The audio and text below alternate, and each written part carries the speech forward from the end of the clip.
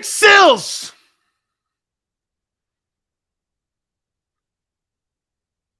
I don't like ever to start my show by doing this. I told you so.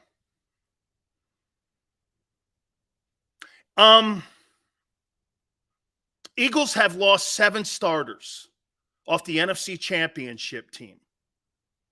And now the new banner waving by the local media in Philly is this. Well, we expected this. Okay? That's why this team was never built for longevity. That's why Howie Roseman has built 2 teams that have gone to Super Bowls. No doubt. He's also built a 4-win team. Okay? He's also responsible for a 4-win team.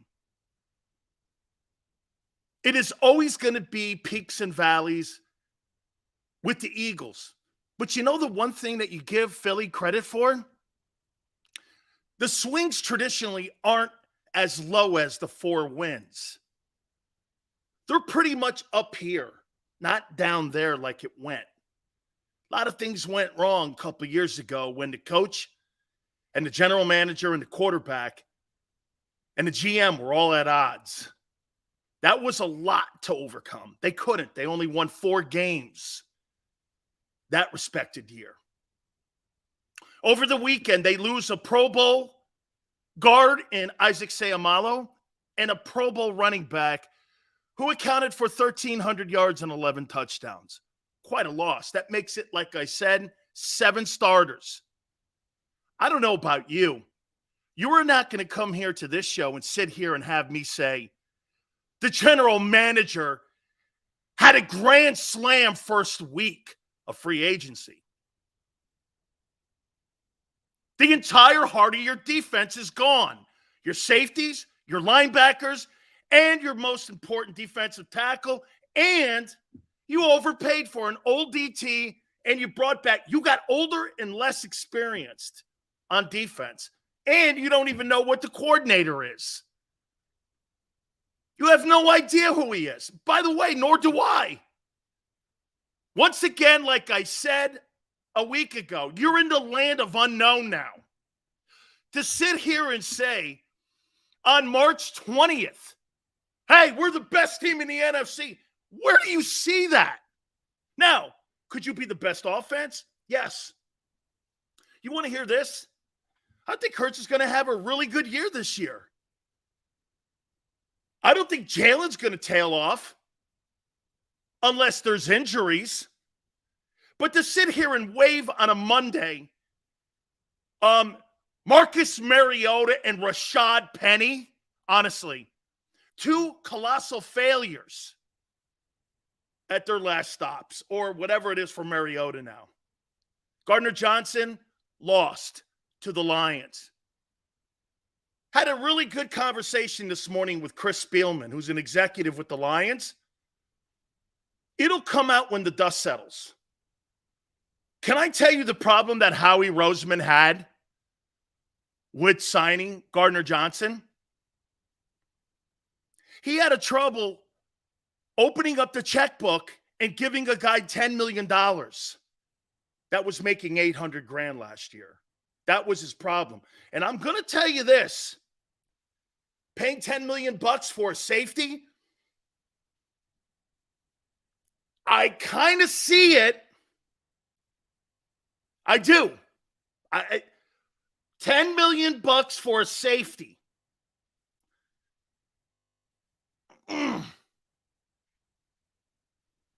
That's a hard one to swallow. That's a hard one. Javon Hargrave, $20 million. $8 million, 1-year deal in Detroit. By the way, you know what was told to his agent? They'll redo the deal mid-season if he's killing it.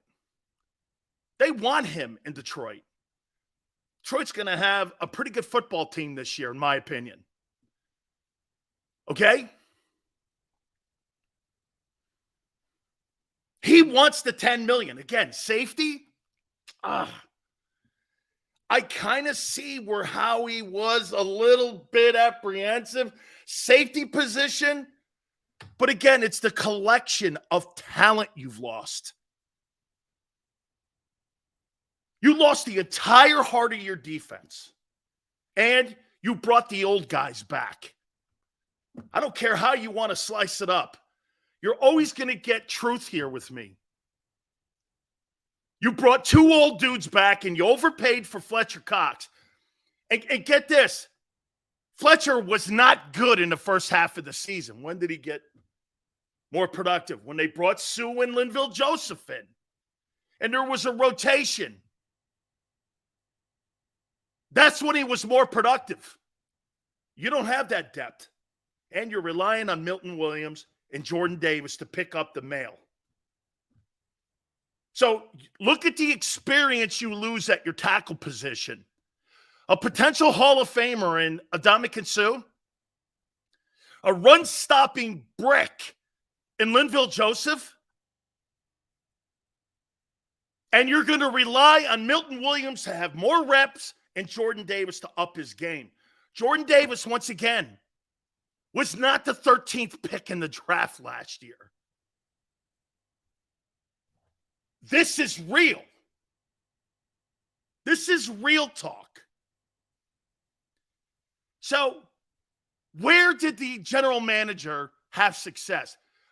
Look, Bradbury coming back, no question. I'll tell you this.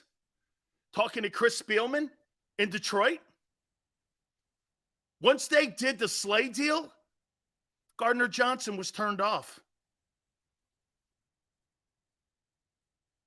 He was turned off. He was turned off. You cut a contract with Fletcher Cox and Brandon Graham for $16 million, turned around and gave Slay upfront money, and Howie had a problem giving Gardner Johnson $10 million.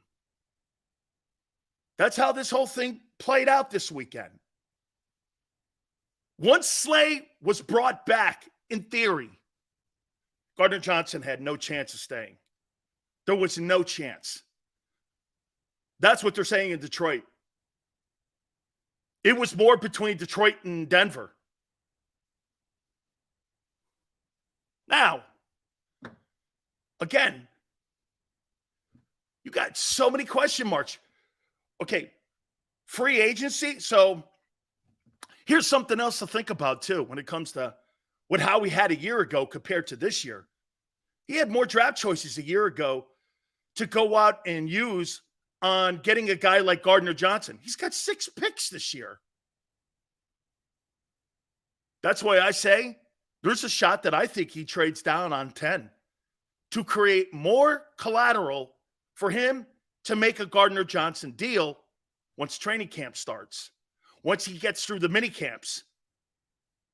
Because right now, dude, you don't have a linebacking core to play a 34. To sit here and tell me that you're going to be in Sean Desai's defense with a 34, you don't have enough personnel to even field a defense right now.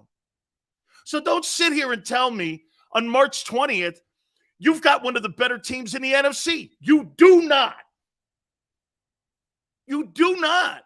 You don't even have enough people to play the defense that guy wants to play. Absurd. Then you lose Isaac Say. By the way, I told you, when you lost Dillard, even though he's a headache, and I hate the kid too. I take that back. I hate the kid's attitude. He's not very flexible. You still lost depth.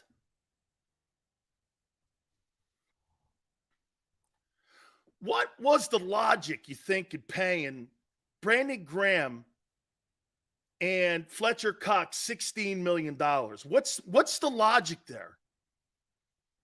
This is why the Patriots won 6 Super Bowls. That guy would make the tough cut. He'd get rid of the guys and not sit around and give out retirement funds because a guy's a good dude in the community. What's that got to do with winning? Don't see it. Fletcher Cox, $10 million, not worth it. I'd rather go into the draft. Or do this. Take the 10th pick, trade up to get Jalen Carter. Because financially, he'd have been on a rookie deal. And it's cheaper than paying $10 million. Give the additional money. You could have brought back your entire secondary. With that one move. Move up in the draft. He's going to fall to like 7, 8, or 9. Get Jalen Carter. Put him next to Jordan Davis. You're younger. You're talented. And you're creating a future. And you could put Nakobe Dean back there behind the same guys he played at Georgia. And you're cheaper. The one thing he likes. Instead, you give old dudes money. You bring the old cornerback who did not play well in the last month of the season. Give a shit what people say. And here you go like this. So you lost a 26-year-old Gardner Johnson. You know what's funny? Tone brings this up too. Oh, now he sucks.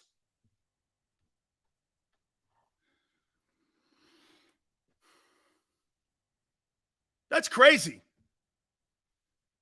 That's freaking crazy. Now, I will put this out there. Have the Eagles lost so much that they've lost pace with the rest of the NFC? That is yet to be determined. Because their offense is pretty much intact, except you got to add this other component in. New coaches are in the building. New philosophies. New situational play calling.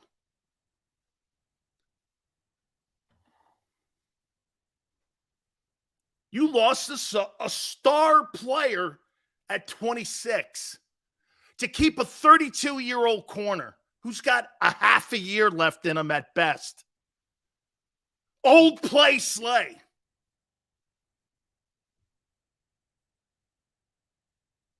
Tell me I'm wrong. Again, I'll tell you something that's funny. After coming out of the biggest week we've ever had here, people get their panties in a bind when they hear the truth. Bunch of people. Holy cow. You know, I faced a lot of crap on radio. Starting to feel a little bit of that same shit now.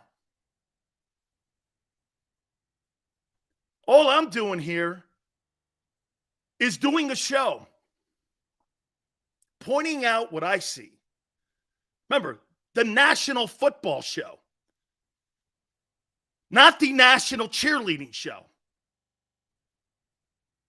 I don't sit here and kind of try to paint Marcus Mariota into something he's not. At best, he's a backup quarterback that could carry the mail, like I said for you, in case Jalen gets hurt, which he will, because he has. Rashad Penny averages 8 games a year. Somehow, this guy is a monster sign. Really. It's a cheap sign. Crazy. And by the way, the National Football League Players Association released something that nobody in your market brought up. The Eagles are $7 million over the cap. I posted it on my Twitter page.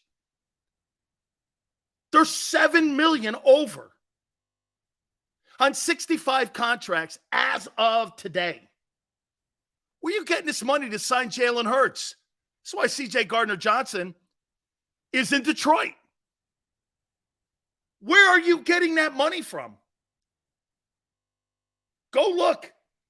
The NFLPA released the salary cap space. The Eagles don't have any salary cap space, no matter what they tell you. They don't. The Players Association posted it Sunday. I posted it. They're at $241 in a $224 million 2023 cap. Plain and simple. And Howie Vision is $5 million over the cap. Or, excuse me, with dead cap money that carried over from a year ago. He's got $5 million in dead cap money. Those aren't my stats. That's the Players Association. Not some sort of like media outlet.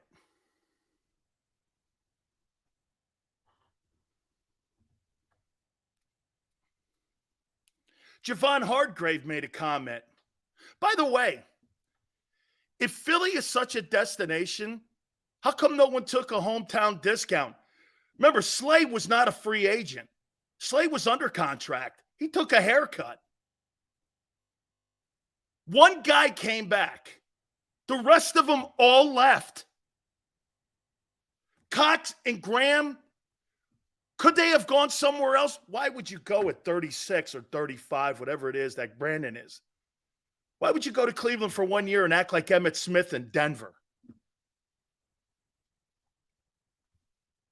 What, you're damn right Fletcher's coming back. For $10 million? Absolutely you're coming back. Not a team in the open market would have given that guy $10 million. Nobody but Philly. Phew. Man, now, again, there's going to be more of an emphasis on the offense now. Here's the losses.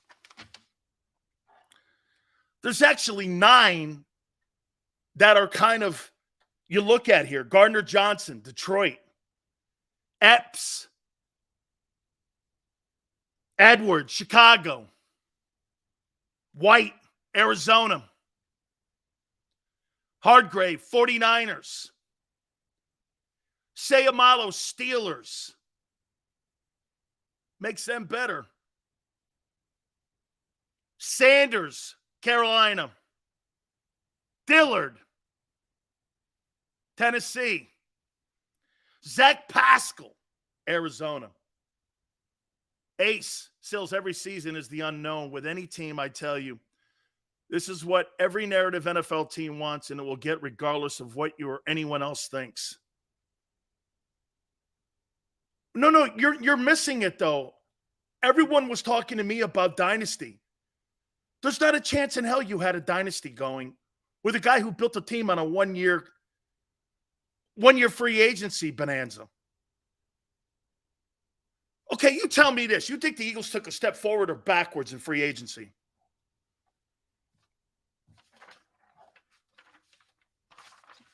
And explain to me if you say they took a step forward. Tell me if you think the Eagles have taken a step forward in this offseason so far. Tell me. By the way, I'm going to hold to my gun on what I said on March 13th. This team's not a playoff team. There's massive unknowns. The entire centerpieces of your defense are gone.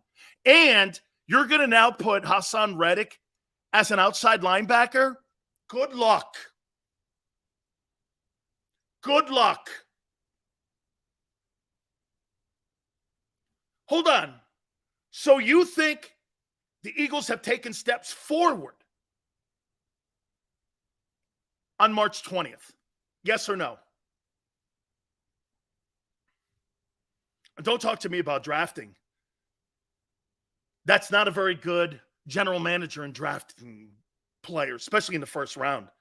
Andre Dillard was sent packing, bust. Jalen Reagor, Barnett, all these guys.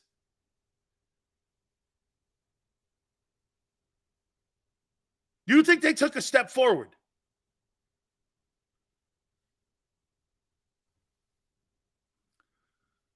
That's right. See what Nick just said? Nick's right. The NFC does suck. And if Rodgers does get out of the NFC, I think that is a massive help for the Eagles as they try to mature their defense. Jordan Davis and Nakobe Dean have more pressure on them than ever before now. You've got to not only do you have to play, And get this, some go like this. I hear people doing this. Well, everyone expected Kaiser White. Dude, Kaiser White is a guy you should have signed. At $5.5 million bucks, and according to Pro Football Focus, shit, dude, you were one of the worst tackling football teams in the league a year ago. Now you lost. You're like 5 or 6 best tacklers on the team. How is that a step forward? I agree with you totally. There's no dynasty here. Do you think Howie is good to hoodwink Jalen in the franchise with all these Band-Aids? Ace, I'll try to decipher that and put that together. Here's one thing, Ace, okay? Is Jalen good enough now to carry a shitty defense to the NFC title game? I don't know that. He had the, remember what I told you in December?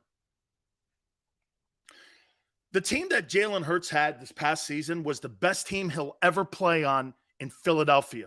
He'll never play on a team like that again. That's a generational roster where you had so many Pro Bowlers, guys having career years. You're not seeing 70 sacks. The 85 Bears were like the last team to do that. You're not duplicating that. Especially in a 34. And by the way, once again, how are you running a 34 with what? You don't even have people on the personnel roster list right now to formally put together a 34. What are you doing at safety? Are you moving Maddox over there? Your safeties are not very good. Blankenship, not me. Don't make the guy sound like Keith Gardner-Johnson because he's nowhere near the guy. He's nowhere near him. And now you're going to move guys out of position. Is that correct?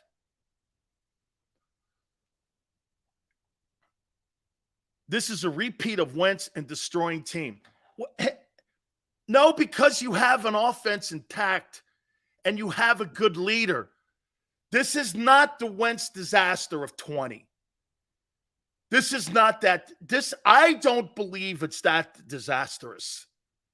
I do believe, look, the two best moves, the three best moves that Howie Roseman made in free agency was Kelsey re-signing. Pretty high tag at $14.5 million. Once again, do you understand that Howie Roseman spent $16 million on Graham and Cox and turned around and spent $14.5 million on Jason Kelsey? You got to remember something when you're talking free agent. Don't ever dismiss the money because that's part of the moves. That's part of it. Well, we got this guy. Oh, no. Add the money into it. The money is part of the equation here. You got 3 players. There's no way on the planet you were going to afford Sayamalo at $13.5 million because you already have 3 guys making nearly $15 million or more dollars in your old line. And you turned around and gave $16 million to Fletcher and Brandon Graham. Look at the amount of money that's invested. And you got the equity of a first-round draft choice in Jordan Davis. Your best D lineman is Josh Sweat. Because you know why? Josh Sweat can play 17 games. He's your best D lineman. Fletcher's going to be spotty again, especially if they don't get him depth. Cody, here's what Cody says. Dan, we couldn't sign everyone. No shit, I told you that. Especially when you have the $50 million balloon waiting up there for you to have to get into. Remember what I told you about the Purdy situation in San Francisco? San Francisco is in the catbird seat because they don't have to pay any quarterback. And you go, who's playing quarterback? Did it matter the last 5 years? They've been to the NFC title game 3 times, albeit I like what Tone says. You just can't put your name on the test and say I passed. He's right. That's been their Achilles heel. They still win ball games. They don't have the peaks and valleys that Philly does.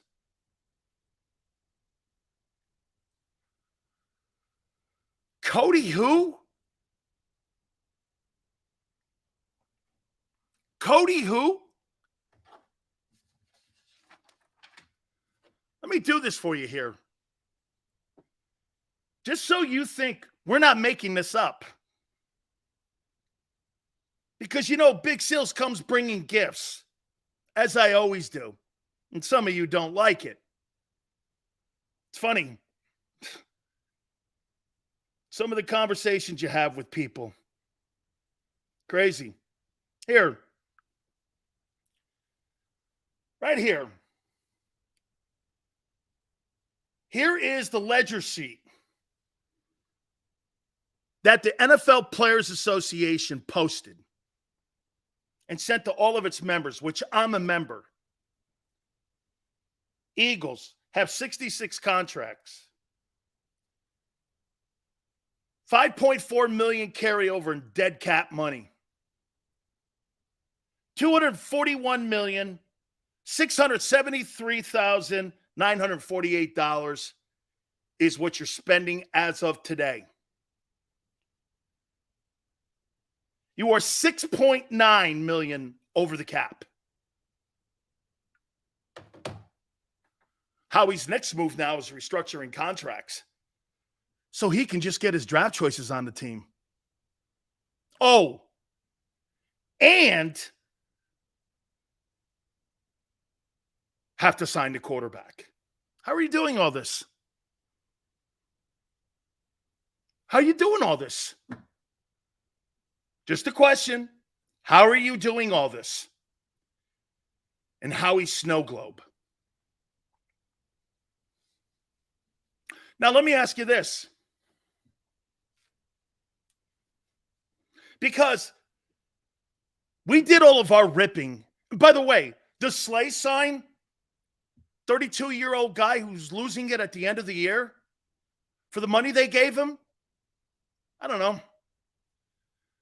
I suppose I'm good with it. I don't really know. He may come back and play. I don't know. I thought he was not very good at the end of the year. Beginning of the year, I thought he was fabulous.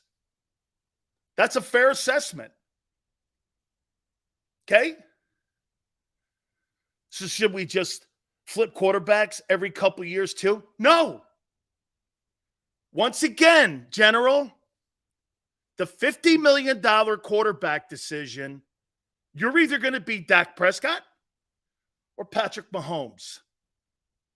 And 95% of the $50 million quarterback situations when you sign them don't work.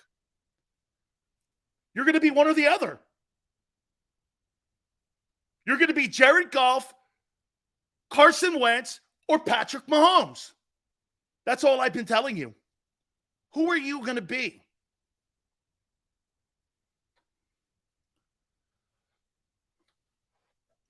I'm here. I have my popcorn ready to hear how terrible we are, Sills. You are terrible on defense. Terrible. Younger, older, inexperienced. The entire centerpieces, from tackle to linebacker to safety, are gone. It's like taking the heart out of somebody. You're good on the edges. Stopping the run? That's not a run-stopping defense. They're going to run the ball down your throat because the middle of your defense is gone. Completely gone. Like it never existed. Guy goes like this, Steve. Terrible in March. You built your Super Bowl team in March last year and throughout the offseason, all the way until the July training camp. You built your NFC championship team not during the year, dude, in the offseason. And it started in March. Oh, you forgot.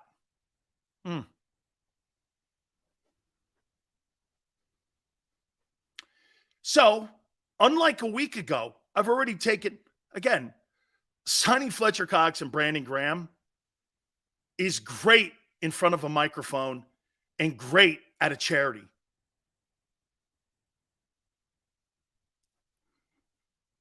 Oh, I would have taken that money and I would have signed the younger guys that were productive.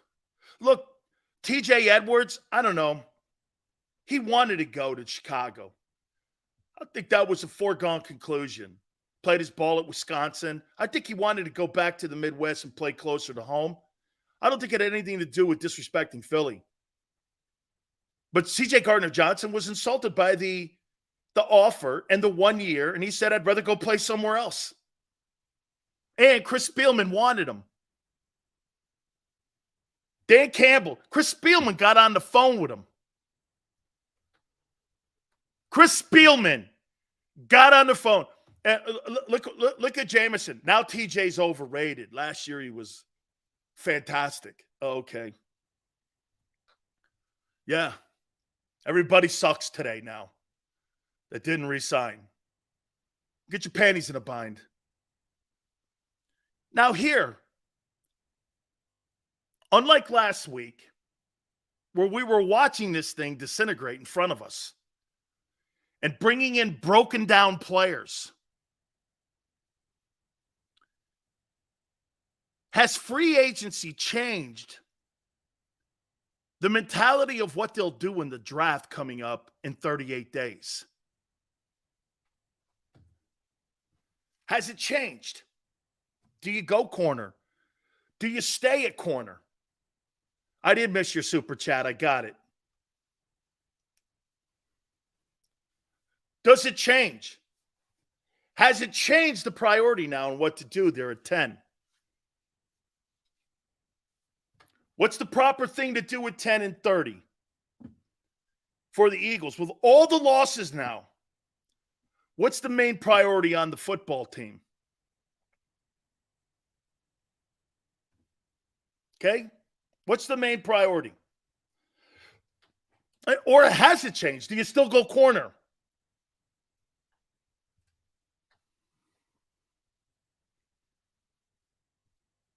What do? Do you trade out of 10? Get more equity? Anthony says DT and safety.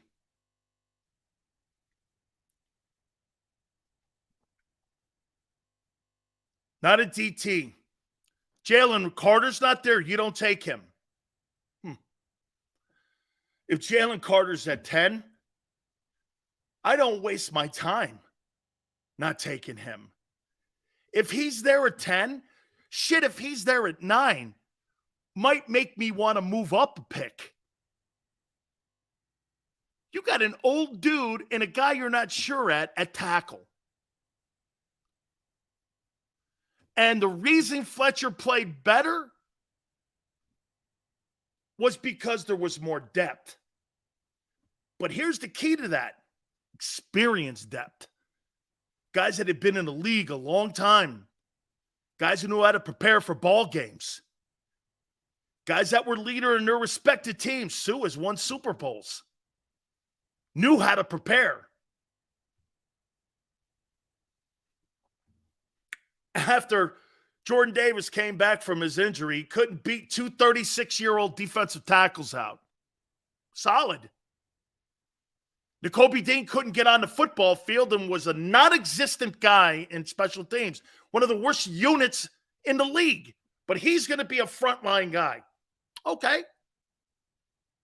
You know, I got to do the same thing I say to you guys. This is the unknown. All right.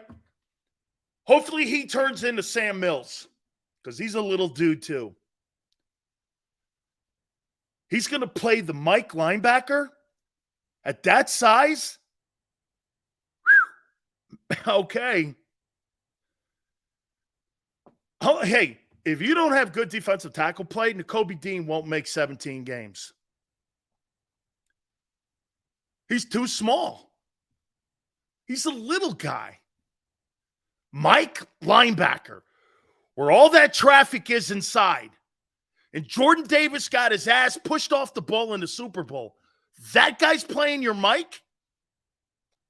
Do you understand? Mike linebackers are the size of Roquan Smith and Ray Lewis and Fred Warner and guys like that. They're not little dudes. You don't have little dudes playing Mike.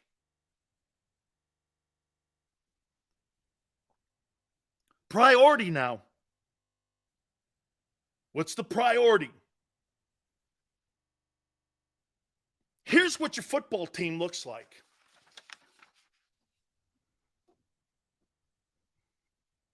And then we'll figure a priority out here. Hurts.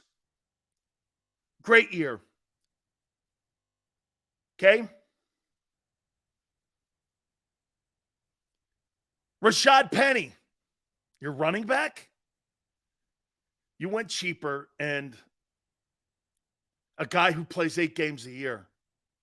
And you're going to try to replace 1,300 yards with a guy who can't stay healthy.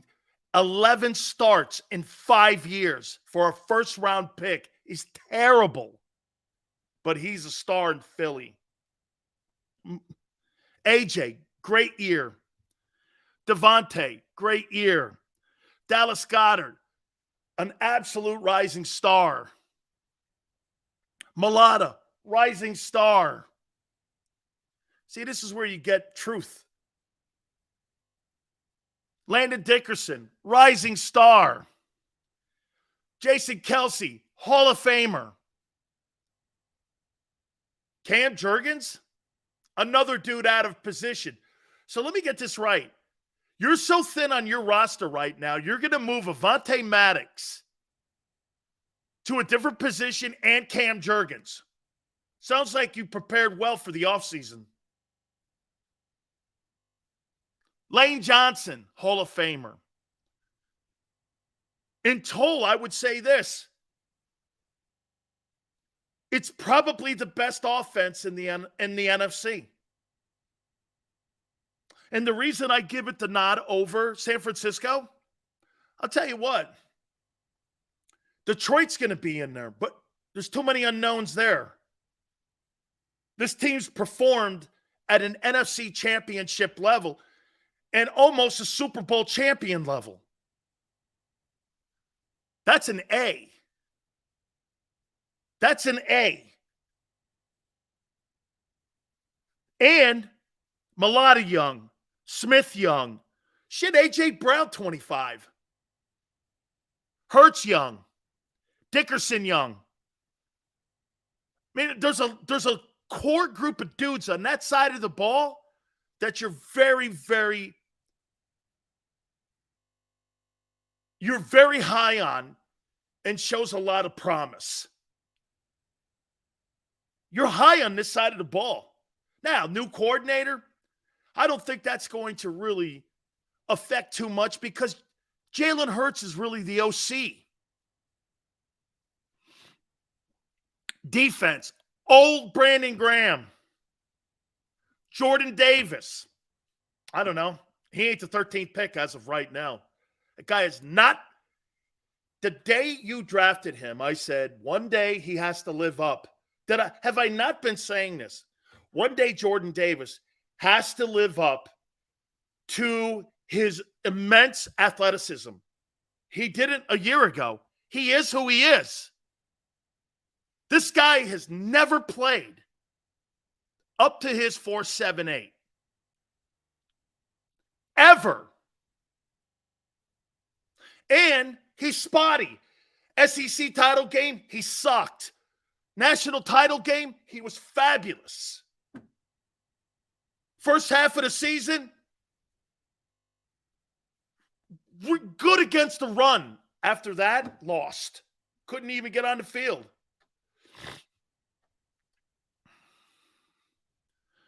Fletcher Cox needs help. Limited role, he's better. a ton of snaps like Tennessee or Pittsburgh, he's out of gas. We saw it a year ago. Well, let me get this right. That's going to change in 2023. He's going to hit the fountain of youth. Okay, solid thinking. And at $10 million, where there wouldn't have been a team in the NFL pay him that. Nobody would have paid him $10 million. Nobody. Josh Sweat, in my opinion, is your best 3-down D lineman. I like Milton Williams. I do. According to Pro Football Focus, he made some of the best improvements of any tackle, starting or backup, in the NFL. A lot of people like this kid. There's a lot of value in Milton Williams. Hassan Reddick in a 34? No way. No way. No. You're going to line that dude up over a tackle where he can get his vice grips on you? Never happened. Not a chance. That guy's got to be more in a forefront. And he's out wide. Wide 9s, wide 7s, shit like that. Get those offensive tackles and guards to move their feet. The more you move the feet of an OT, and you've got the speed and quickness of Hassan Reddick, the more it favors you.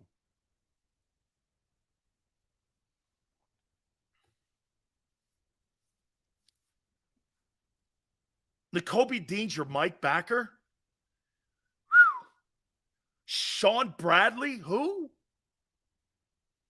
Slay and Bradbury. Bradbury, really a great year. Slay, a really good half a year. Who's Tristan? Tristan who? Sorry, tell me who he is. I have no idea who he is. Who's this guy? Blankenship? These are your safeties?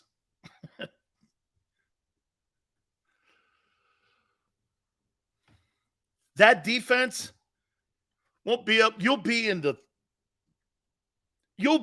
mid-20s in stopping the run with that thing.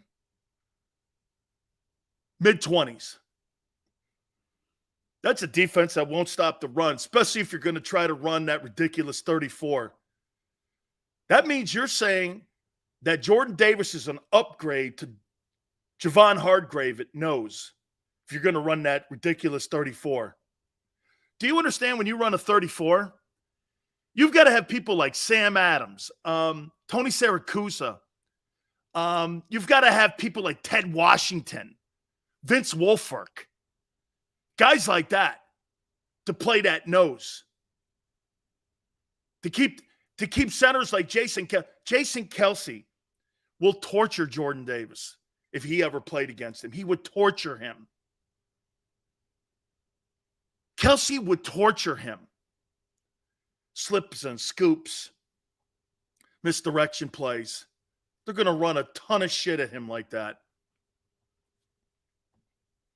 That defense, whatever. Did you think I was going to come out? Look, on the offense. That defense, I don't know. That's not what, I don't even know where to rank it yet.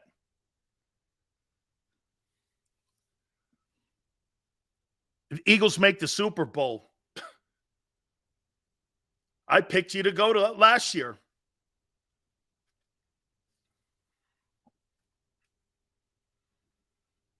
Jordan Davis can play the nose in time. Well, he's got 6 months to figure it out. He's got to figure it out. Kelly Green goes too soon, Sills. Really? I picked you on March 10th a year ago to go to the Super Bowl. I wasn't wrong.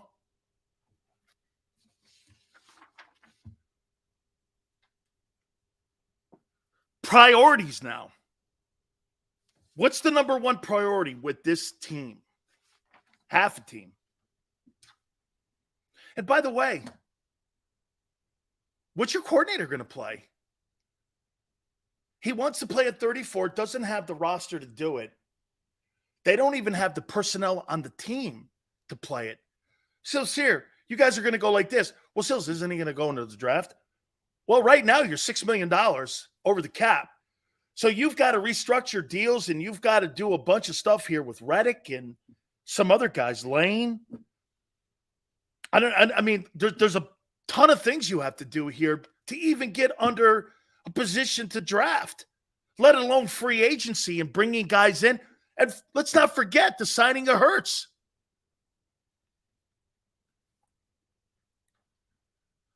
You don't have enough money because you spend it in your O-line and you spend it you spend it in your O-line and at your corners. Not a bad idea. Not a bad idea. And by the way, to be fair to Hassan Reddick, you can't sit here and say he's not going to have another double-digit sack year when he's done 4 of them. So it would be unfair for me to sit here and go like this. I think he takes a step back because he hasn't. He's actually stepped up. But again, this is not the same defensive scheme he was in a year ago. This is going to be completely different.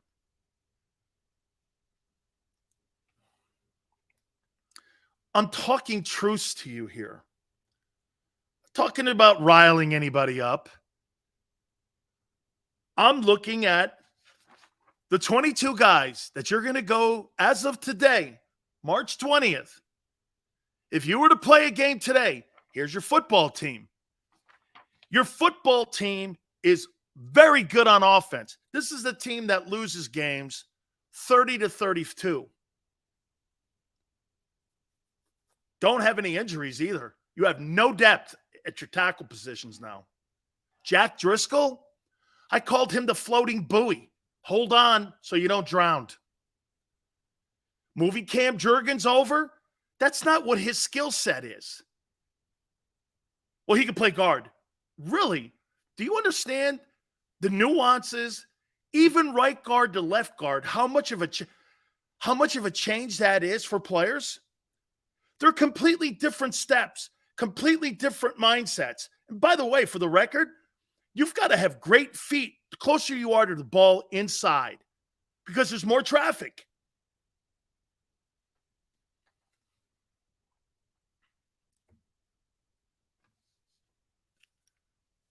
Is this a playoff team with what I just named to you as starters? You think this is a playoff team?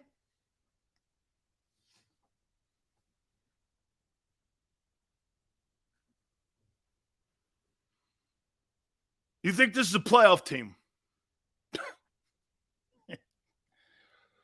No safeties, no backers, a question mark at Jordan Davis and Brandon Graham and Fletcher Cox and Old Man Slay at corner. Solid.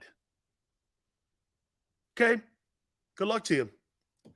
I don't see it. Now, Bobby Wagner, you can forget that. You don't have the money. You're $5 million over the cap. You know what the media will tell you? They're not. They're like $3 million under. Not according to the NFLPA, you're not. Where they keep the eyeball on the numbers. The media doesn't. Because that's what the Eagles will tell them. They're not. The Players Association keeps an idea on that. That's why I posted it. Because people are telling you that the Eagles are under the cap. They're not.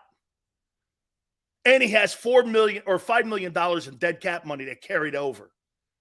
So when these people are printing these stories or people are telling you that, that's a bull-faced lie. I posted to you the Players Association that keeps an eyeball on every single team. Every team. You could believe the Players Association because they want what's best for their players, not what's best for the team. $3 million under the cap. Yeah, okay. Yeah, I saw that number and I said, can you guys please post? And they did for me, the Players Association, which I'm a member. I posted my membership card.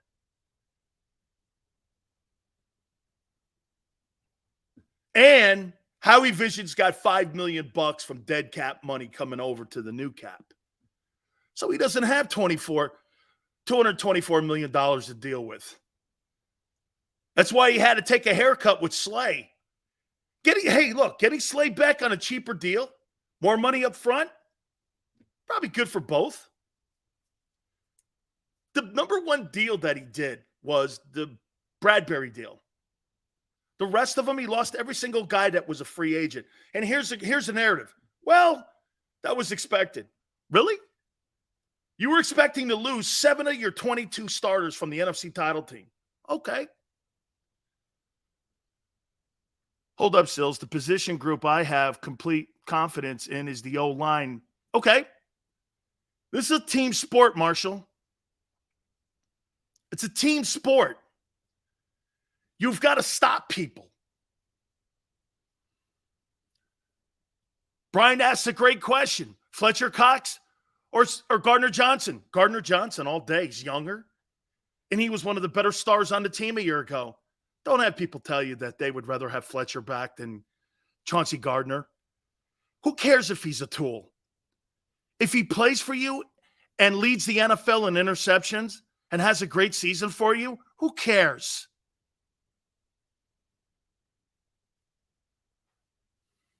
Who cares?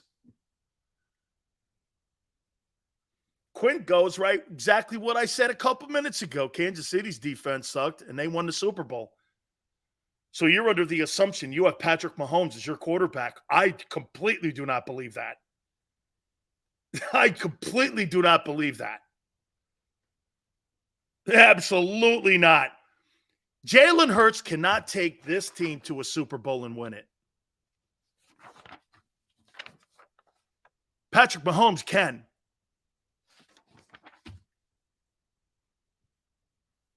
You can get Quentin Jefferson for $4 million to play DT. Seahawks cut him. $4 million? Dude, you're over the cap. $4 million? You got to free money up for draft picks in 38 days. Quentin, you better, stop looking at free agents that are out there right now. You're going to start having to look at free agents in a couple months.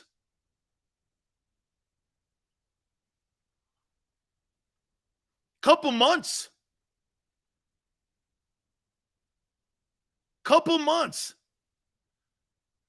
Kansas City's defense was not elite. You don't have Patrick Mahomes, dogs. That guy's not good enough to carry that team to a Super Bowl and win it. He's not. You think if Patrick Mahomes played like shit in the divisional games, in the NFC title game, like Hurts played, the Chiefs would have beat the Cincinnati Bengals? I don't. No. Mahomes has to play great every Sunday. Every Sunday, Mahomes has to play great.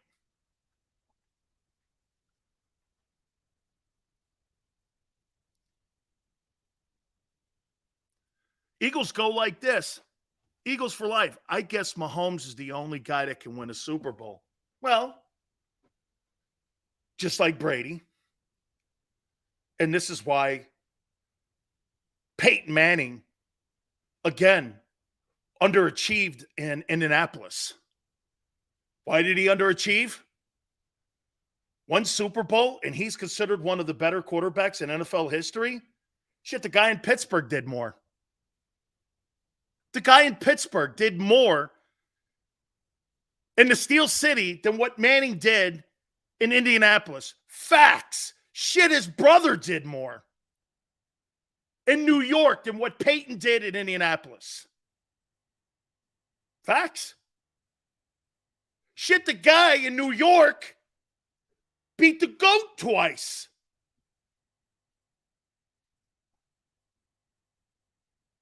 Yeah. Who beats that guy in Kansas City? Burrow. He's going to be in the room. In the NFC? I don't know.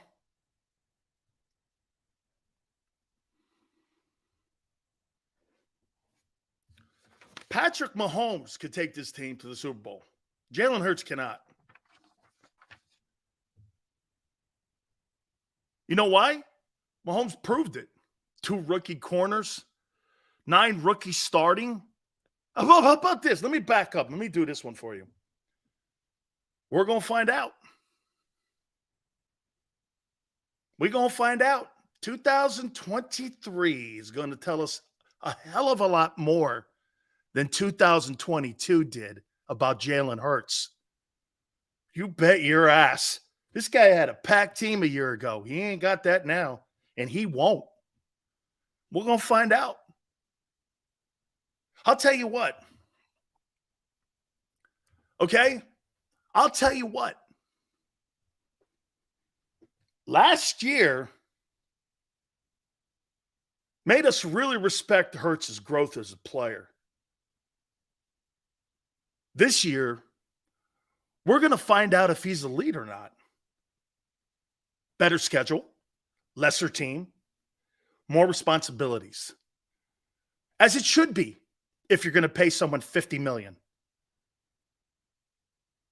As it should be. More power to you, Jalen, if you get it done.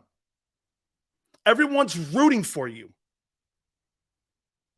The history of the league doesn't favor him. But maybe he is, as some of you say, different. He's going to have to be. There's not a chance in hell Howie puts 7 dudes back on the football team that have career years.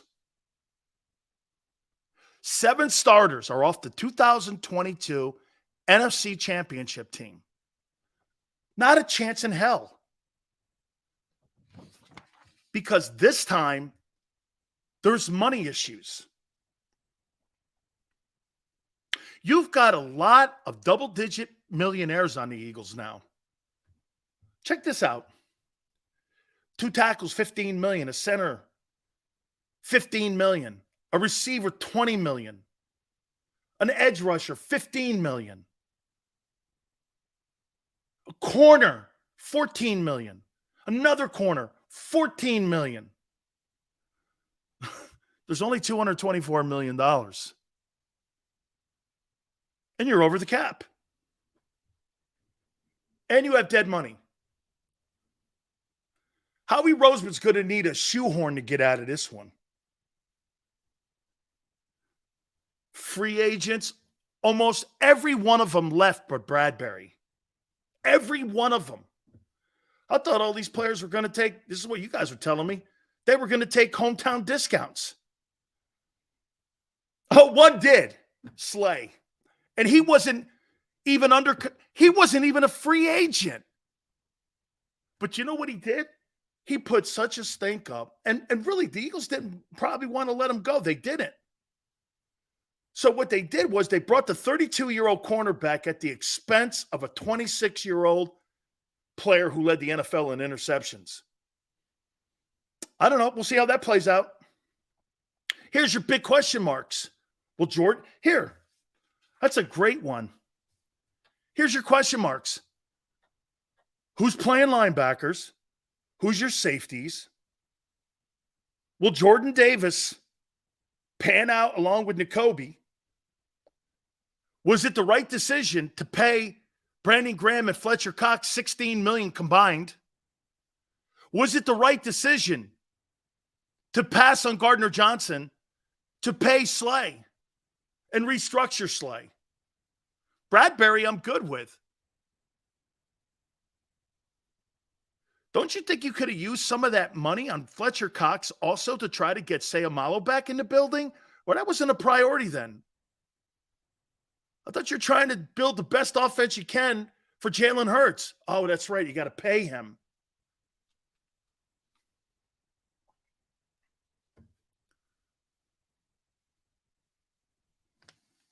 So you're old at end, tackle, and corner. End, tackle, and corner, you're old. You're inexperienced at tackle, linebacker, safety. Sills, we're going to address this in the draft. Inexperienced. Okay. So you're hoping to hit on a Sauce Gardner. Fair enough. 34 goes, okay, Genius Sills, since you called the Eagles to the Super Bowl last March and all the Eagle Hills, who then goes to the Super Bowl, I don't know yet. I don't know. Cody goes, Sills, are you mostly criticizing us because Howie signed the wrong guys?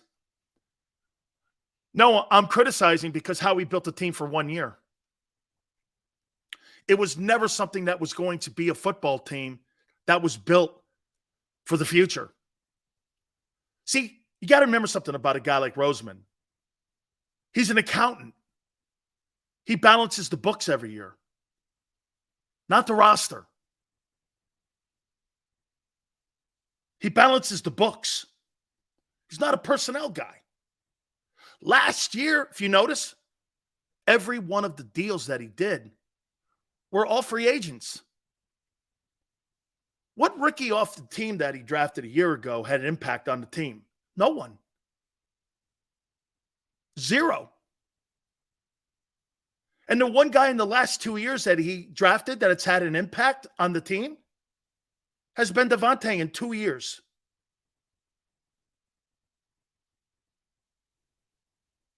And he had to get AJ. You know why? He failed on Rager.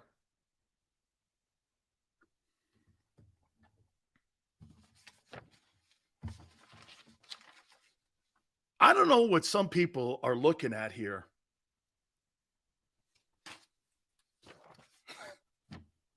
I mean, really? What are you looking at? That's the fact. He mortgaged and went all in. That right there, my friend, is a true statement. And you know what? You give Howie credit for that. You know why? People push their chips in like that. That's what makes them, not having won the Super Bowl, even more of a crippling thing. That football team of 2022 is the best team Jalen Hurts will ever play on in his NFL career in Philadelphia. Ever. That's one of the better rosters I've ever seen for a year. That's one of the best and most complete rosters I've ever seen. And especially with guys producing. To duplicate that again, an NFL fact, 33% of free agents signed hit. For what he did a year ago is unprecedented. Remember, they tried this with the Dream Team. Bombed. Hour 2, Gary Cobb from Fox 29 in Philly. As he always does on Monday, we're going to get his take. We're going to take a look again at the draft chart and how things have changed after week 1. All 31. Remember, the Dolphins don't have a pick in the upcoming draft. What does Howie Roseman do at 10 and 30? We'll talk to Gary Cobb about that. Hit the like button. Hour 2. Keep it here on the National Football Show. When it comes to the fight against insurance companies, large corporations, and the healthcare industry, injured victims are always the underdog. But that doesn't worry us. At Messa & Associates, we're an injury law firm from Philadelphia, and we come to fight. Our clients know that they've got representation with a chip on its shoulder, and it's the same chip that makes Philly the toughest city in the country. Call 215-568-3500 or visit us online at messalaw.com. Messa & Associates, the toughest injury firm in Philadelphia. Go to get your game on. Go for the beers. Go for the cheers. Go for the hit and the hits. Go for the stakes and the stakes. Go to get your parlay on. Go to get your party on. Go for the scene. Go for the screens. Go for the gallery. Go for the win. Go to Ocean. Visit theoceanac.com to plan your visit. Hi everybody, my name's Jason Lombardi. I'm an inspector at DryTech. At DryTech, we offer 3 major services, the first one being basement waterproofing. The second service we offer is foundation and structural repairs. And then the third service that we offer is mold remediation. If you feel you are having a waterproofing issue, give DryTech a call or check us out online.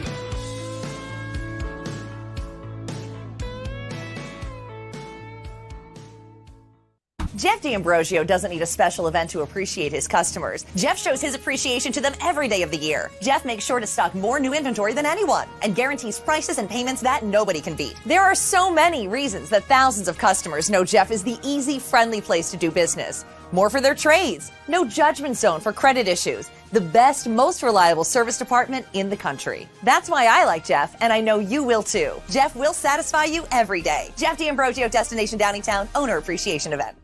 We all know that taxes are just part of life. It's true during our working years, but also in retirement. But what you might not know is up to 85% of your Social Security benefits might be taxed. Our team at Thrive Financial has helped retire thousands of people across the Delaware Valley by asking questions they never knew they needed to ask, including how their Social Security benefits might be taxed. It's time to be proactive on taxes. Get your Thrive Retirement Tax Playbook today. Plan your day with confidence. Keep the umbrellas on hand. With Action News and AccuWeather. Numerous tornadoes. Your go-to team when severe weather strikes. The water is still rising. Keeping you prepared wherever you watch. Action News and AccuWeather, the team you trust.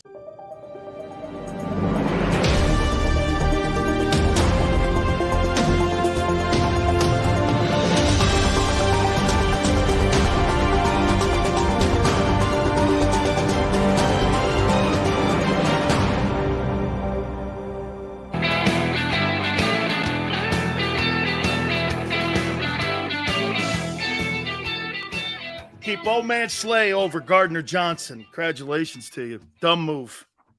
Stupid move. Stupid move.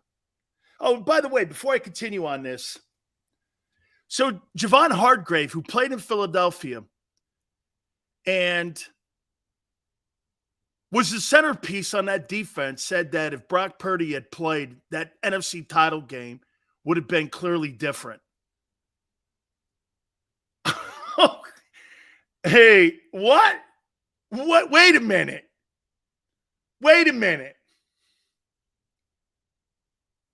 Javon Hargrave said that I'm going to take what I think he said, that the Niners would have won. The 49ers would have beat the Eagles. Do I think that? Well, they only had 230 yards in total offense against that 49er defense. I'd like to have seen that game. I really would have liked to have seen that game. They got a hall pass, the Eagles did, to the Super Bowl. Once Purdy was out. Hey, and by the way, 49er guys, don't start getting crazy here because you know what? Reddick made the play to knock him out. Don't dismiss that. He wrecked the game. Hurts sucked in that game. He was terrible. He was terrible in a divisional game. The Eagle defense was great. It was great. Hey, Brian, you don't want me to have to go over Hurts' numbers in the divisional and in the NFC title game, do you? He got that gift 30-yarder. If he doesn't have the gift 30-yarder, he throws for 93 yards. How many guys have you ever seen in your life, maybe Bob Greasy, back in the 70s, throw for 90 yards and win the NFC title? Honestly, man. I mean, the last time a guy threw for 90 yards in the NFC title game, you put your helmet in your back pocket. You put your helmet in your back pocket. Hurts throws for 93 yards. Great game, Jalen. Yeah, okay, I guess.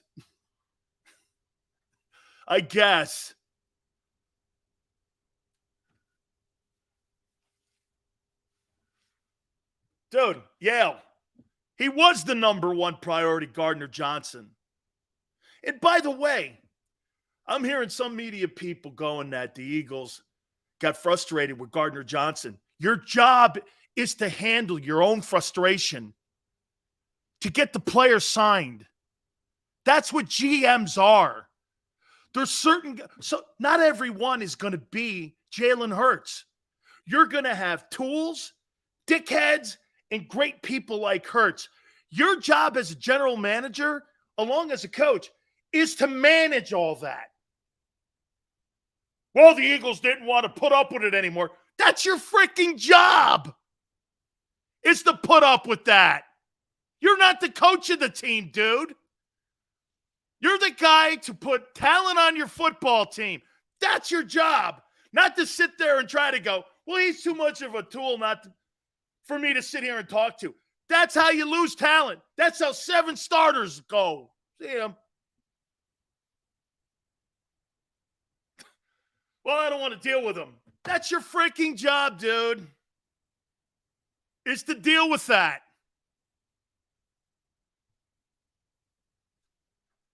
That's why you don't have players like that. That's why Jimmy could have on his team Michael Irvin and Troy Aikman. 2 completely different personalities. That's why they won Super Bowls. It's completely why you win. Because you have difference in character personalities. Well, we didn't really like, all of a sudden now on March 20th, Gardner Johnson's an asshole. Oh, okay. TJ Edwards sucked. Kaiser White blows. Javon Hargrave stunk. Oh, well, you're going to find out real quick. You're going to find out. I'm going to make this point to you one more time. I'm going to know more. Hey, Tone, in 2023, okay, I'm going to know more about Jalen Hurts than I did in 2022 because he's going to be asked to do more with a lesser ball team. And if you jump the gun paying him $50 million now and that guy shits the bed next year,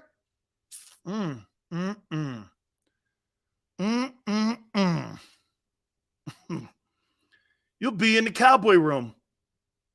Shit, actually, the Cowboys have done I got to tell you, the Cowboys have done a pretty decent job. I'm shocked. Brandon Cooks finally getting rid of that albatross around the organization's neck and Zeke Elliott. Tell you what, man. I'll tell you what I would think about if I were the Eagles. You think you could turn Zeke Elliott into LeGarrette Blount? Goal line guy? How about him as a goal line dude? Had a bunch of touchdowns last year. Had a bunch of touchdowns. You don't think that guy'd like to run touchdowns against the Cowboys?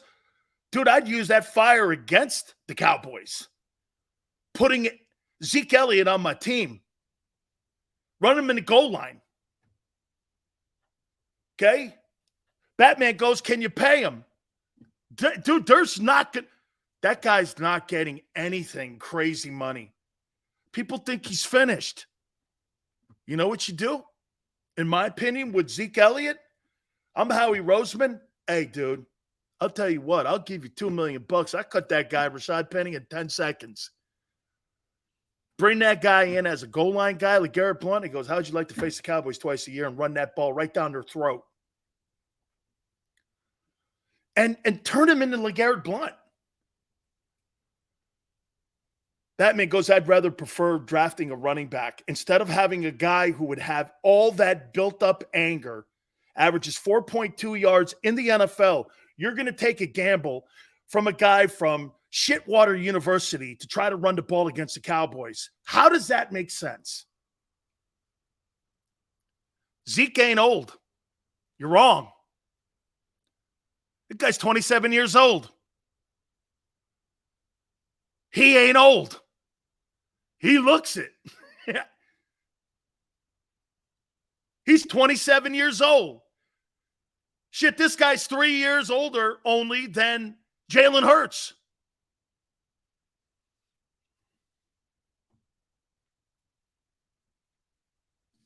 Turn that guy into LeGarrette Blount. Instead of having Jalen Hurts be your goal line guy, got to take some of that shit away from him because you're going to need him to play 17 ball games next year. Okay? so you can run the ball with Boston Scott, a broken down Rashad Penny, and Kenneth Gainwell. Hurts will carry the ball 250 times next year if you put those three guys. If you go into the 2023 season with Kenneth Gainwell, Rashad Penny, and Boston Scott, Jalen Hurts will carry the ball 250 times this coming season and won't play more than 14 games.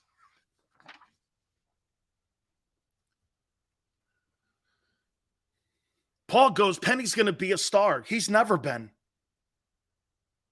In his 5 years, he's never been a star. He's had flash moments. Never been a star, ever.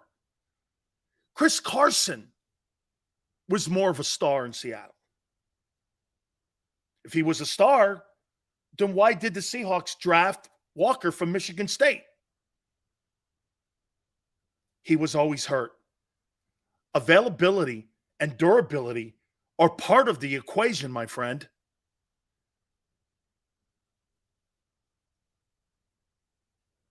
The Eagle way.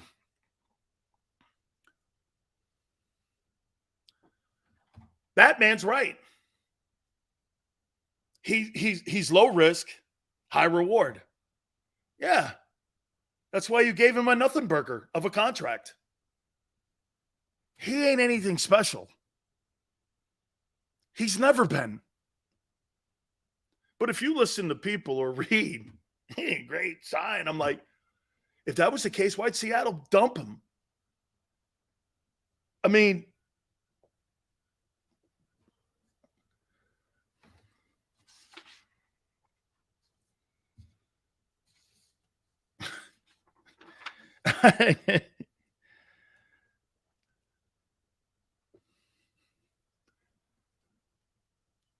does Zeke still have miles left?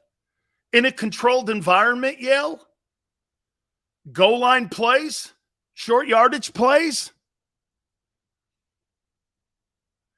Zeke comes in for $1.5 million, $2 million to run goal line and short yardage? It's worth it, especially if he turns into LeGarrette Blount.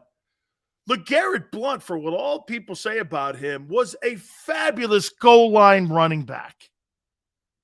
He was a fabulous player inside the red zone. Fabulous. Fabulous ball player. Fabulous. You know, if that guy wasn't a guy who got in a little trouble at Oregon, I thought he was going to be a high draft choice. But when he knocked that kid out from Boise State, he still had a long career and won multiple rings.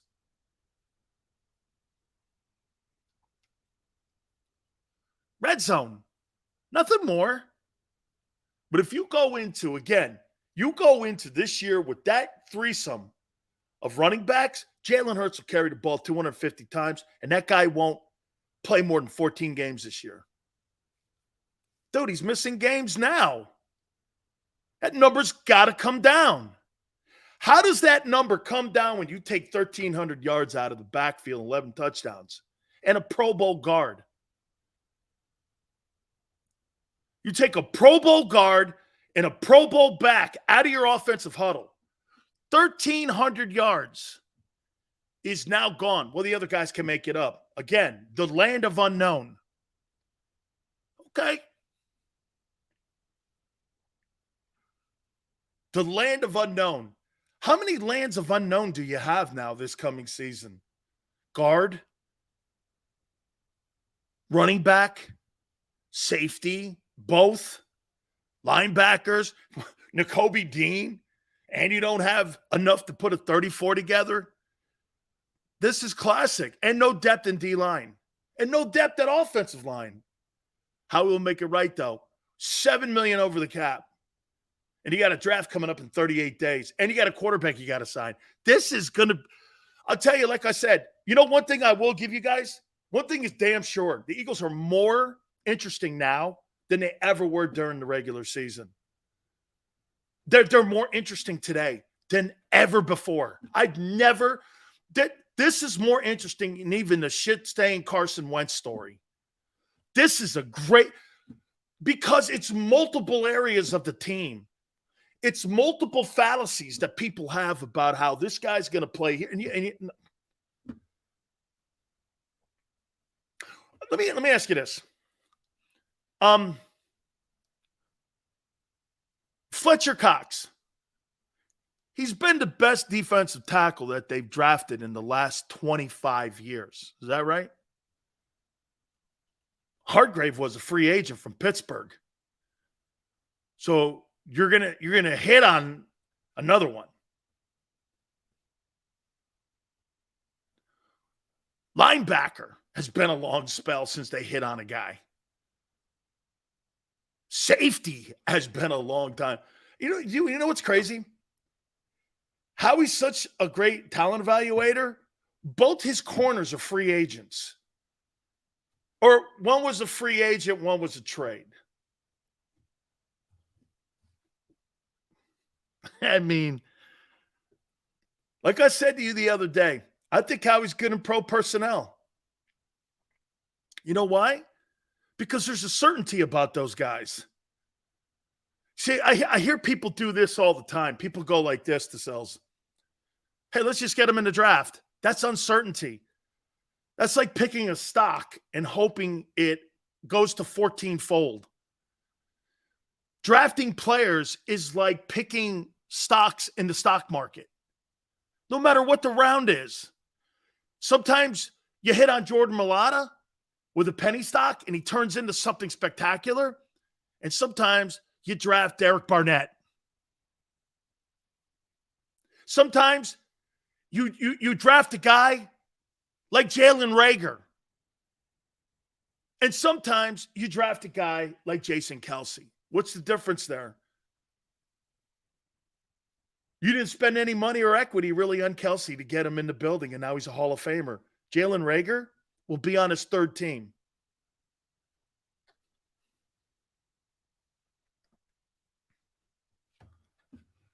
JC, right. Stick it and stay in the Southeastern Conference. Landon Dickerson's a good pick. It is. Landon Dickerson's a good pick. Absolutely. He's a budding star. Okay, he is. He's a star. You're discounting the fact that the Eagles developed these guys. So you think in 1 year the Eagles developed C.J. Gardner-Johnson? So if you developed him and you spent all that money and resources and develop him, why wouldn't you give him the extra $2 million and give old man Slay the money or old man Cox or Graham the money? Why would you do that? How is that fundamentally, if you go by what you're saying, Anthony, that you're developing these guys, so you develop these young players to go out in free agency and sign max deals and sign old guys back? What's the formula for that? What's the formula for bringing Fletcher Cox back? And again, I'll tell you what. Fletcher Cox at $10 million versus Hargrave at $20. That's how he looked at it. He'd rather have half the player because of the money. It's not fundamentally wrong. But your team has lesser talent on it. That's the fundamental casualties of war when you're talking a salary cap league like the NFL. Howie had to do this. And you know what? Like I said, would I have done the same thing? Bring back Fletcher Cox at 10 or bring back Hargrave at 20.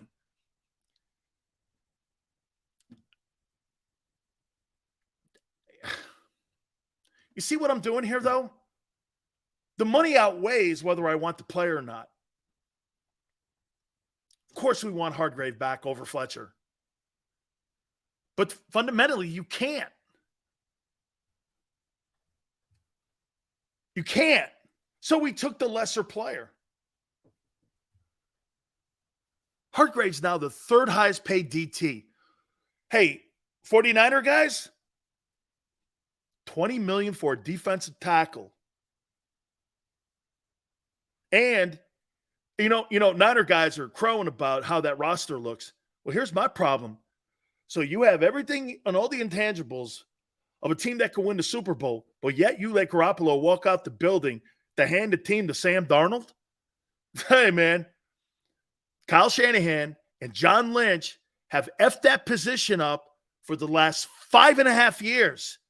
That is fundamentally why that team has not hoisted a Lombardi trophy.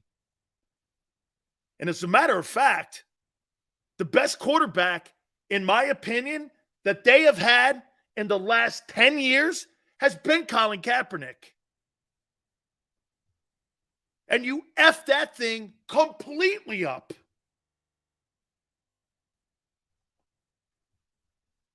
Kaepernick was all of these RPO guys before RPO was even a thought. He got to a Super Bowl, transformed that entire offense. 49ers keep talking about all this quarterback shit. Dude, the best quarterback they've had in the last 15 years has been Kaepernick. Got to a Super Bowl, and now you're doing this. Hey, Sam Darnold, here's the team. That's why the 49ers, they've been a good roster, but they have effed that position up royally. All right, now before I get Gary Cobb in here, I want to set this up. 7 starters are now off the team. And you're going to try to sit here and tell me that the 2022 team versus the 2023 team that I just named you, that Howie has had a slam dunk offseason so far. How are you saying that, especially when you've lost every safety?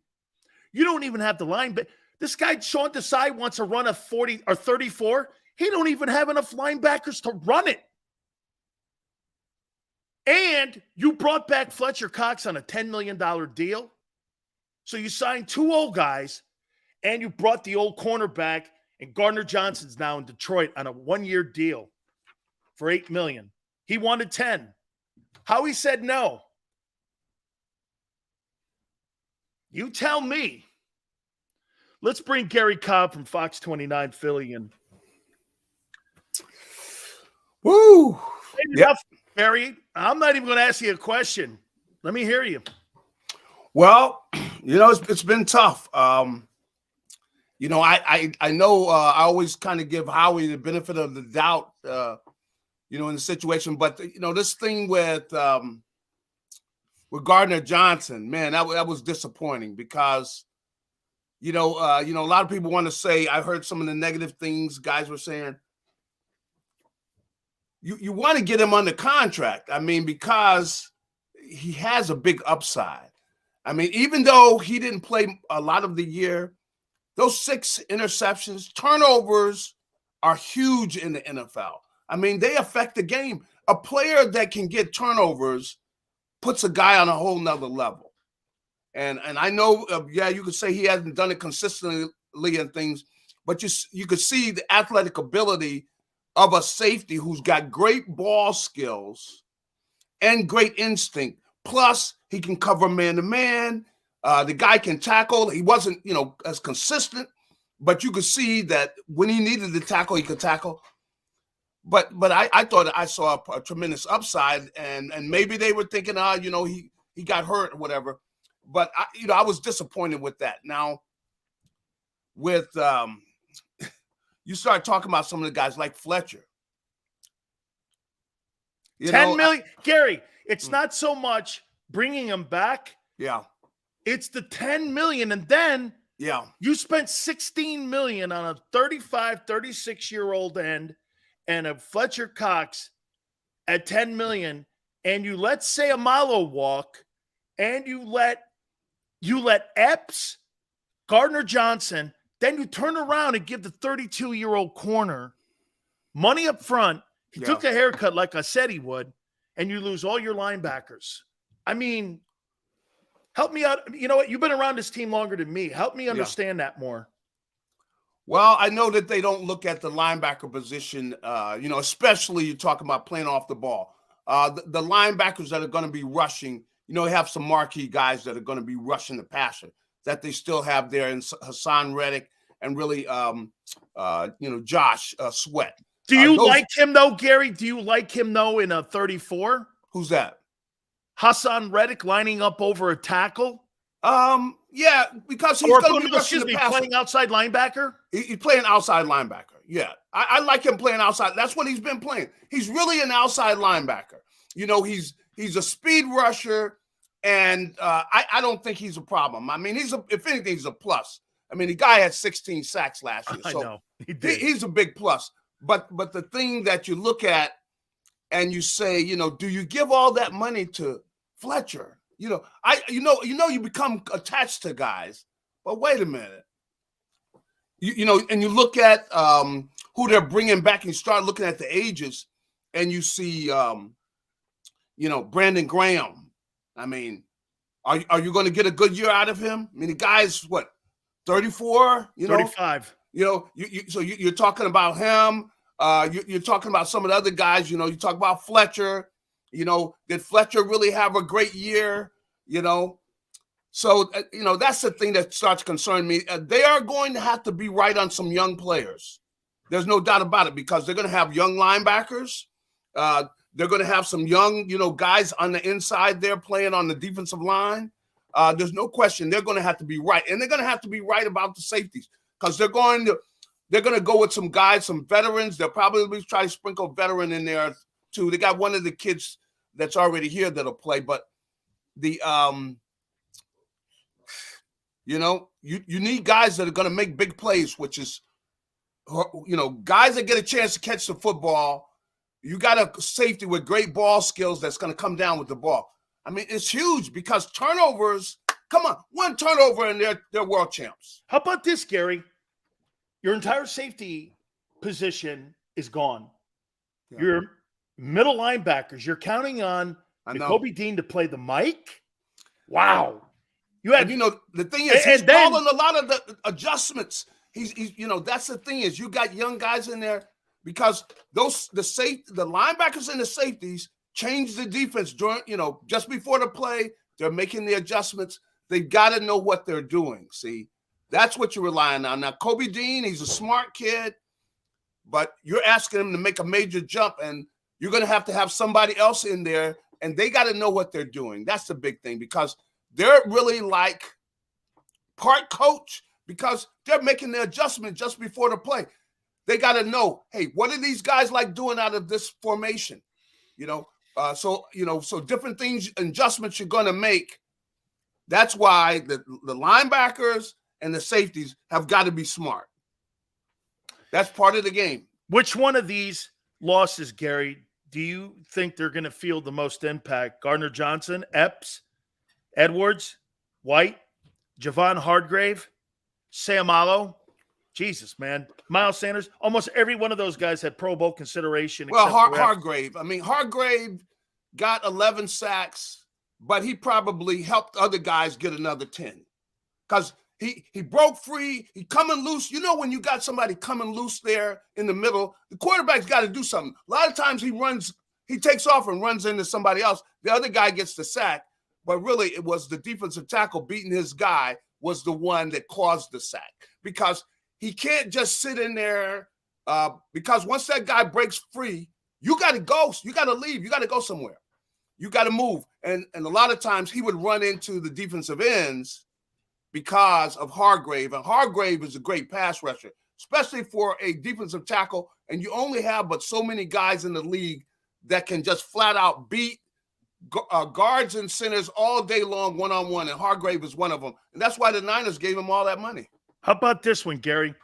NFL Players Association listed the numbers on where they are as of March 20th with the cap and with the new season starting. 38 days from the start of the NFL draft and obviously free agency out there. Here's where the Eagles are. $5.4 million has been carried over in dead cap money from a year ago, and they are currently almost $7 million over the cap as of right now, $241 million with 63 players signed. And you've got a quarterback at $50 million you're going to sign. Yeah. And you've got to replace all these players. What's the priority moving forward over these next 38 days? Is it Hurts? Is it restructuring contracts? Is it preparing for the draft? I mean, look what you're doing. You're going to have, if you don't pay Hurts Okay. Then Yeah. you can maybe maneuver the money to try to get some veteran guys in there. Yeah. But then if you're Clutch Sports, you're like, wait a minute here. Yeah. We want to get this deal done. Tell me what you think the game plan is moving forward here.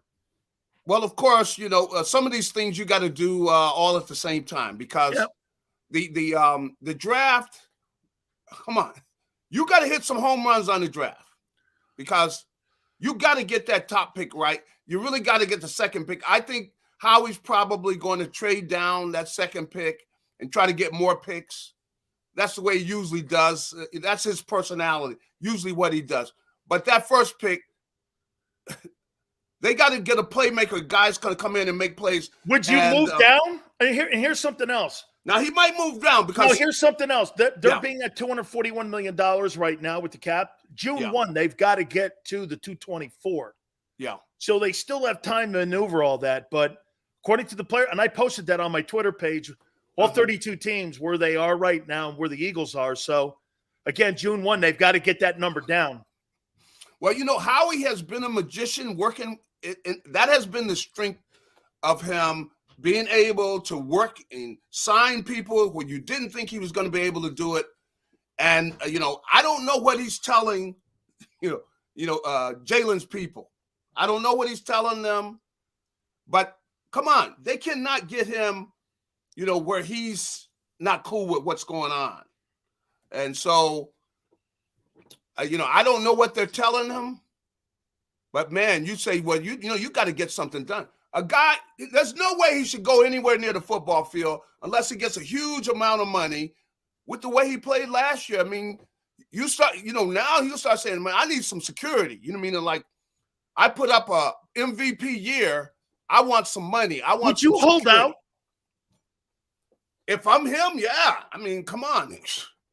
I think that with the year he put up, come on. How valuable was he to the team? If they don't have a deal done by July 27th to start a training camp, and you're Clutch Sports and Jalen Hurts, you got one more year on your deal. Well, quite frankly, so did Lamar Jackson. I know. And Lamar basically played a little bit of the year, and it was a battle between Baltimore and him. And look at that mess now. Yeah. If you're Jalen, do you not play until you get a deal?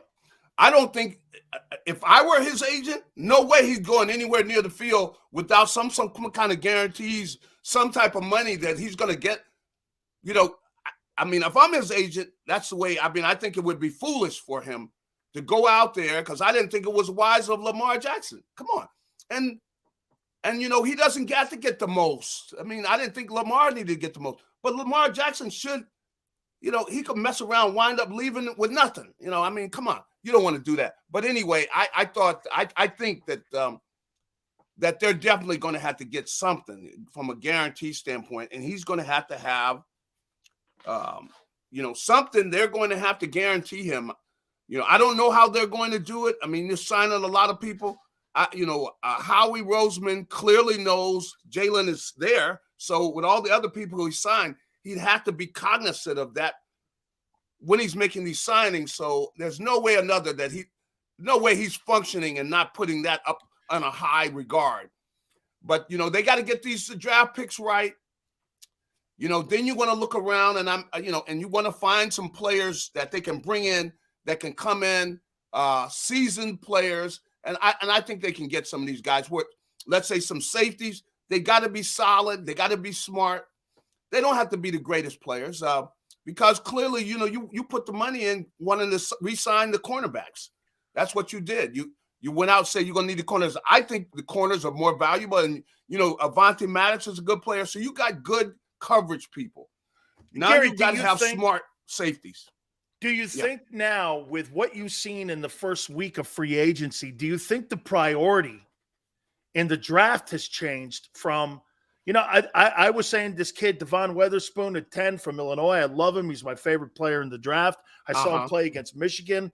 I think this guy's like a Bob Sanders kind of guy. I mean, he's just a hitter. I love the kid. However, does it change now, or do you think it's still the same priority? Because old man Slay, 32 now, didn't play well in the second half of the season, played well I thought he played great, actually, in the first half, second half, and then the last month, I didn't think he played that hot. Okay, I mean, is it still a priority at corner, or do you think about some other angle there at 10? They may not draft a corner, because, they brought this other kid, Greedy Williams. They signed him too, a young corner. You think DT is a priority there now? If Carter falls, that Jordan Carter kid goes to 10. Well, yeah, without a doubt, because that's the Eagles. They prioritize the lines. And I think that you're going to see Jurgens is going to move over and take over for Sayomalo. That's what's going to happen. And they because really, and you look at these guys that they picked up there in the top of the draft last year, they're stepping into spots. Jordan Davis, of course, as a defensive tackle, Nakobe Dean as a linebacker, and then Jurgens will be playing on the right guard position. So, that makes sense. It's what they really the way they had it set up. So the thing, though, with regards to the cornerback and everything, they haven't drafted cornerbacks top. They draft defensive linemen, offensive linemen. That has been their priority. So you would think they would go with that defensive tackle spot and go ahead and grab the kid from Georgia if he's there. I'm going to ask you two last questions here, and this one here goes, I said this roster, Hurts and, look, I think Rashad Penny's averaged 8 games a year. I don't think much of the sign. Boy. He was a bomb in Seattle. We'll see what it does. Brown, Smith, Goddard, Malata, Dickerson, Kelsey, Jurgens, Lane. That's a fabulous offense, probably the best offense in the NFC. Then when you go to Graham, Davis, question mark, Fletcher, old, not depth. I love Milton Williams. Josh Sweat, in my opinion, is their best defensive lineman. He can play 3 downs. Nakobe Dean. I don't know about you, though, Gary.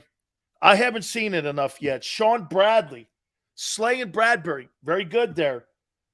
Tristan something and Blankenship. I mean, do you really think Jalen Hurts could carry that football team to an NFL championship like Mahomes? I told people this. We're going to find out more, Gary, about Jalen Hurts this year than we did about him last year, because that was a loaded team. He'll never have a team like that ever again. Because when they start paying him, these are the casualties of war. That's part of the deal. They still got it. They got an offense that's going to be scoring points. Oh, absolutely. Defensively, they got to get great years out of those guys rushing the passer again. And, you got some guys getting older. That's why, you go ahead and give that deal to Fletcher. You wonder if you could have gotten some guys. I mean, there's really not that much out there, but they're going to have to draft well. And, if they're able to get the kid from Georgia, that would be a huge plus to get another guy who come in, maybe even rated higher than Davis, really. So that would be a huge signing. But I definitely think they're going to address the defensive front in the draft. That'll be that first pick will probably be a defensive lineman. Last question. And this kind of goes on the side of the Eagles here and their quest to repeat. If Rodgers leaves the NFC, I mean, you look around the landscape and you go, Dallas, Minnesota? I don't know. No. Right. I mean, did the Eagles fall further than what the NFC is continuing to trend down? And to me, Gary, maybe you don't have to have that superstar number 2 ranked defense that you had a year ago to win 12 ball games. And it's not about the wins. It's about getting to the NFC title game again. Yeah. I mean, am I wrong when I say that? To me, I go, the Eagles, they're not clearly the you don't team, have the same team. You don't have that. But the NFC without Rodgers? Yeah. I mean, who's next after Jalen? Well, when I look at, you start talking about the NFC, boy, there's not much there. I mean, how about your Lions? They're up and coming team, but still question marks. But they've never done anything, right. Like you said, they got a lot of question marks. So, I could see where they look at it and still feel like they have a good chance because they are going to score points. You can believe that they're going to be scoring points. the whole thing, who they're going to be able to stop. But they got to go ahead and they got to do a good job drafting when it comes to the defensive line. And who knows, maybe they draft a linebacker, but they're going to be drafting defensive players, and we'll see what they can do with those picks. And they're going to have to be able to trade down probably and do a good job of drafting those guys in the middle of that draft. Yeah, and Old Man Slay got mad at me last week. He, was going back and forth with me, and I don't know. Yeah. I mean, I told him he'd take a haircut, and when they were going to release him, he fired back. In the morning he goes like this: "Philly, we'll see where I land next." And then in the afternoon, we're going to run it back like I never left. And I went like this: "Wait a minute, you were not a free agent. You were still under contract. Yeah. You turned yourself into a casualty of the cap." And he's like, "Oh, no," and he started firing back and all this and that. And I'm like, "Don't worry, man. I mean, Old Man Slay, you got your money." That's right. well, now, which is different, it's much different than when we played. I mean, when you jump on here, you're jumping on the social media and stuff.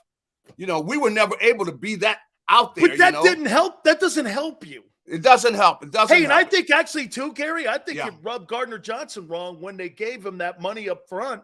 Yeah. And I think that's why he took $2 million less. Yeah. I mean, I see. Hey, Gary, I'm hearing this from Chris Spielman. I know you know Chris very well. Yeah. Chris goes like this: "Hey, man, I mean, I think Howie had a problem opening up his checkbook for a guy who made $800,000 a year ago to pay him $10 million, and he didn't want to go there.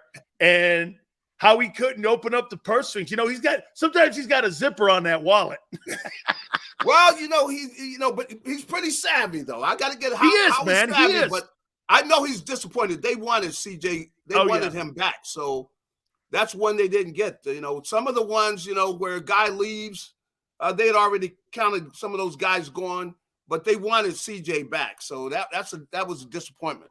Absolutely. Gary, I'll catch you next week. And hey, man, Gary, the Eagles are more interesting now than they were during the football season. They have got a lot of interesting things going on. It's going to be Howie's got to have a good finish. That's right. I love it. 38 days to the draft. Gary, love you, man. Thank you so much. Have a good one. You bet, man. I appreciate it. Don't forget, Gary Cobb, Fox 29. Hit the like button. We're going to hit on that. Jalen Hurts sitting out the 2023 season. Is it a reality? No one's brought that up. Lamar Jackson just kind of had a pseudo sit out a year ago. Keep it here on the National Football Show. When it comes to the fight against insurance companies, large corporations, and the healthcare industry, injured victims are always the underdog. But that doesn't worry us. At Messon Associates, we're an injury law firm from Philadelphia, and we come to fight. Our clients know that they've got representation with a chip on its shoulder, and it's the same chip that makes Philly the toughest city in the country. Call 215-568-3500 or visit us online at messalaw.com. Messon Associates, the toughest injury firm in Philadelphia. Go to get your game on. Go for the beers. Go for the cheers. Go for the hit and the hits. Go for the stakes and the stakes. Go to get your parlay on. Go to get your party on. Go for the scene. Go for the screens. Go for the gallery. Go for the win. Go to Ocean. Visit theoceanac.com to plan your visit. Hi everybody, my name's Jason Lombardi. I'm an inspector at DryTech. At DryTech we offer three major services, the first one being basement waterproofing. The second service we offer is foundation and structural repairs. And then the third service that we offer is mold remediation. If you feel you are having a waterproofing issue, give DryTech a call or check us out online.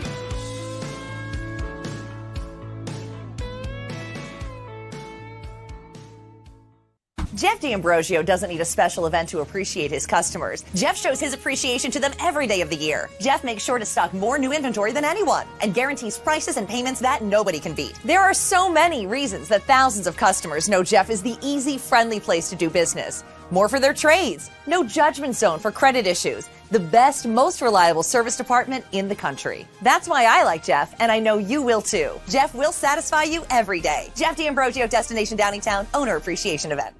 We all know that taxes are just part of life. It's true during our working years, but also in retirement. But what you might not know is up to 85% of your Social Security benefits might be taxed. Our team at Thrive Financial has helped retire thousands of people across the Delaware Valley by asking questions they never knew they needed to ask, including how their Social Security benefits might be taxed. It's time to be proactive on taxes.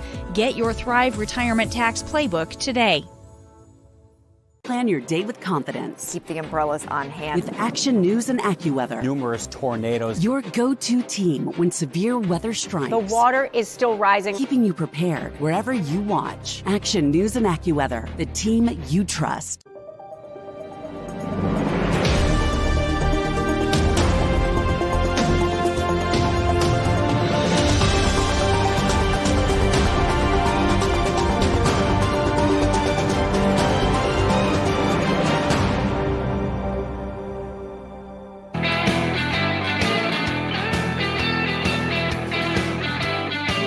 Some of the fans crying and some of the media people crying. I mean, I got to wipe my tears away. Oh, sorry, man. I'm getting a little choked up.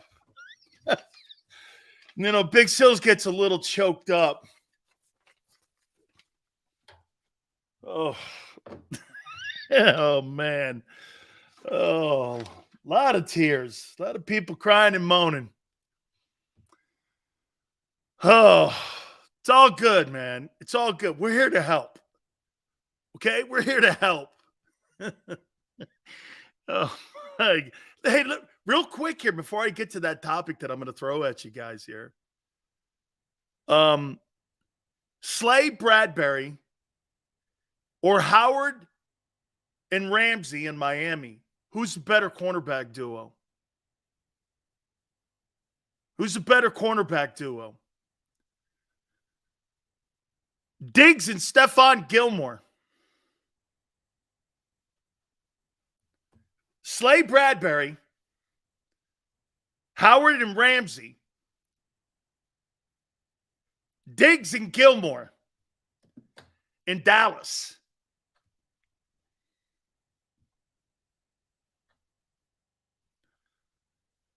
Who's the better cornerback duo?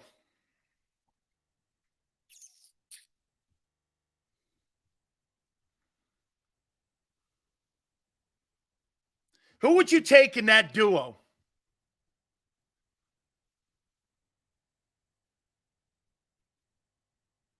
I'll tell you this. These are three great groups. Okay? Slay Bradbury, Howard and Ramsey, Diggs and Gilmore. Boy, I like the Dallas guys. Diggs is too much of a gambler, though.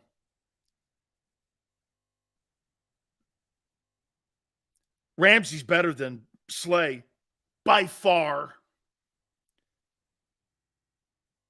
Is Gilmore better than Bradbury? Gilmore better than Slay? No, I wouldn't fight it with either guy. Okay?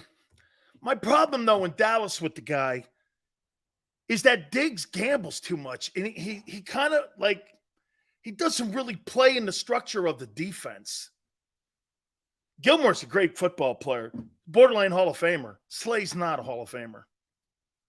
Stephon Gilmore's a former Defensive Player of the Year, too. I mean, that's a really good question. What cornerback duo in the NFL is better? Slay Bradbury, Howard, Ramsey, Diggs, and Gilmore. I really like the Miami duo. I think the Miami duo of Howard and Ramsey, I think that's going to be a massive improvement. You're going to need to have it, too, in the AFC. Okay? I do. Somebody said that Gilmore's out of gas. Yeah, well, we'll find out if your guy is too at 32. We'll find out. Oh man, Slay. I like the Miami corners. I do. I like the Miami corners. Yeah, that's a good question, Yale. That's a great question.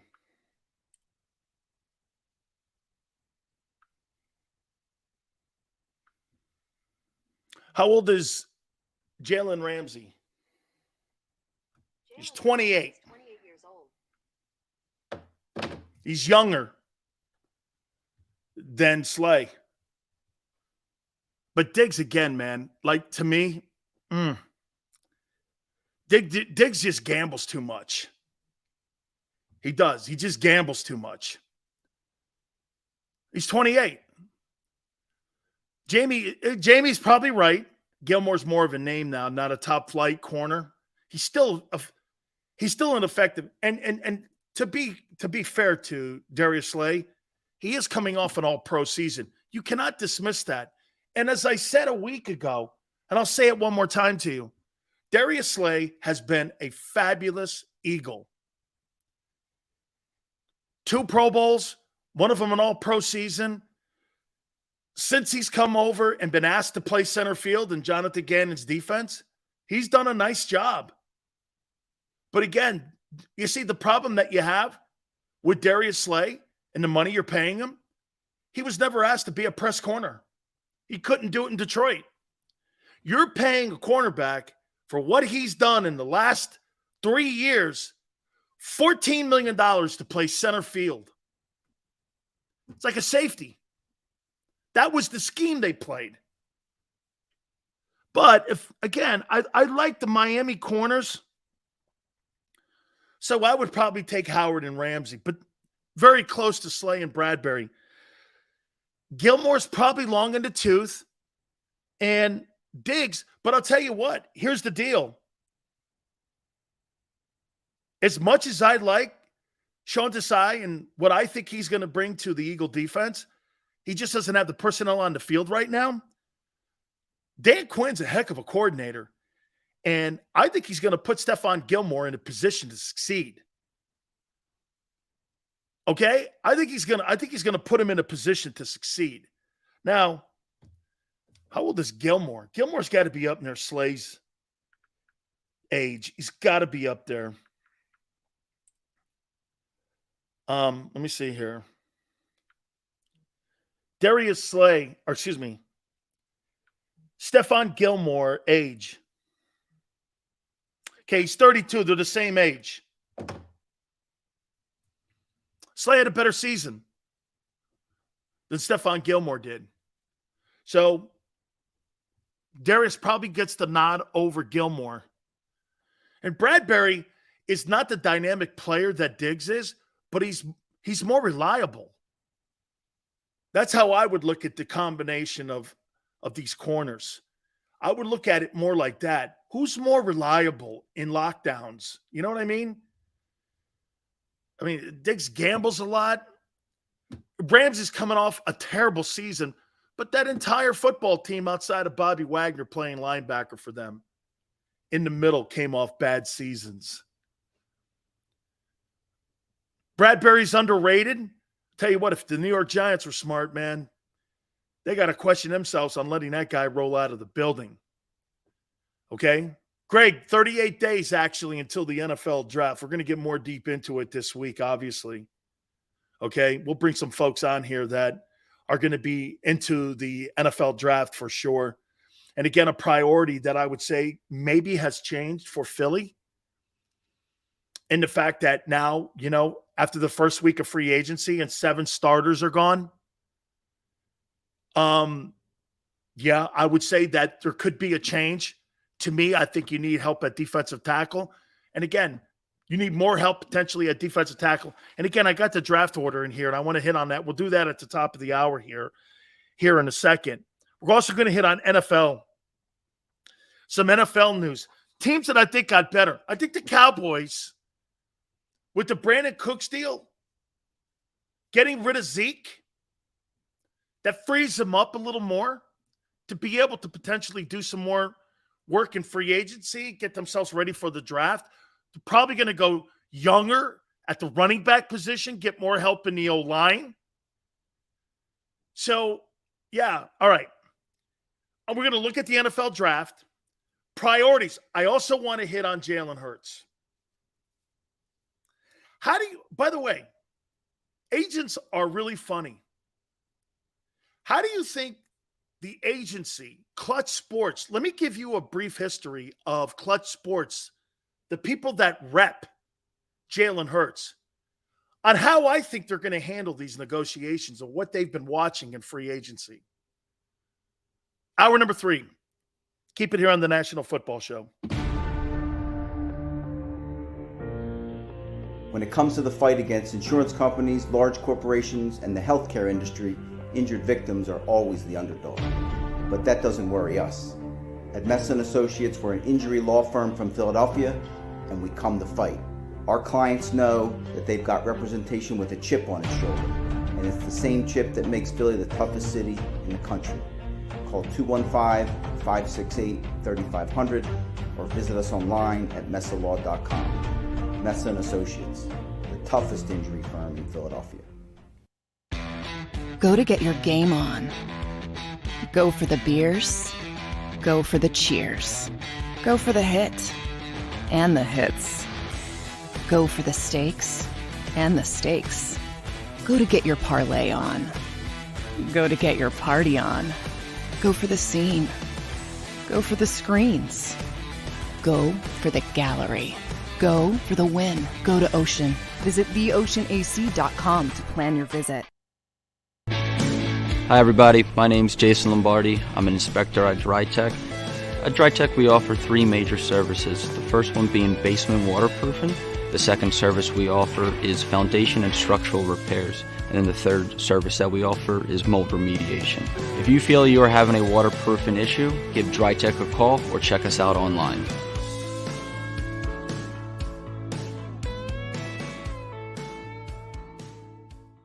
Jeff D'Ambrosio doesn't need a special event to appreciate his customers. Jeff shows his appreciation to them every day of the year. Jeff makes sure to stock more new inventory than anyone and guarantees prices and payments that nobody can beat. There are so many reasons that thousands of customers know Jeff is the easy, friendly place to do business. More for their trades, no judgment zone for credit issues, the best, most reliable service department in the country. That's why I like Jeff, and I know you will too. Jeff will satisfy you every day. Jeff D'Ambrosio, Destination Downingtown, Owner Appreciation Event. We all know that taxes are just part of life. It's true during our working years, but also in retirement. But what you might not know is up to 85% of your Social Security benefits might be taxed. Our team at Thrive Financial has helped retire thousands of people across the Delaware Valley by asking questions they never knew they needed to ask, including how their Social Security benefits might be taxed. It's time to be proactive on taxes. Get your Thrive Retirement Tax Playbook today. Plan your day with confidence. Keep the umbrellas on hand. With Action News and AccuWeather. Numerous tornadoes. Your go-to team when severe weather strikes. The water is still rising. Keeping you prepared wherever you watch. Action News and AccuWeather, the team you trust.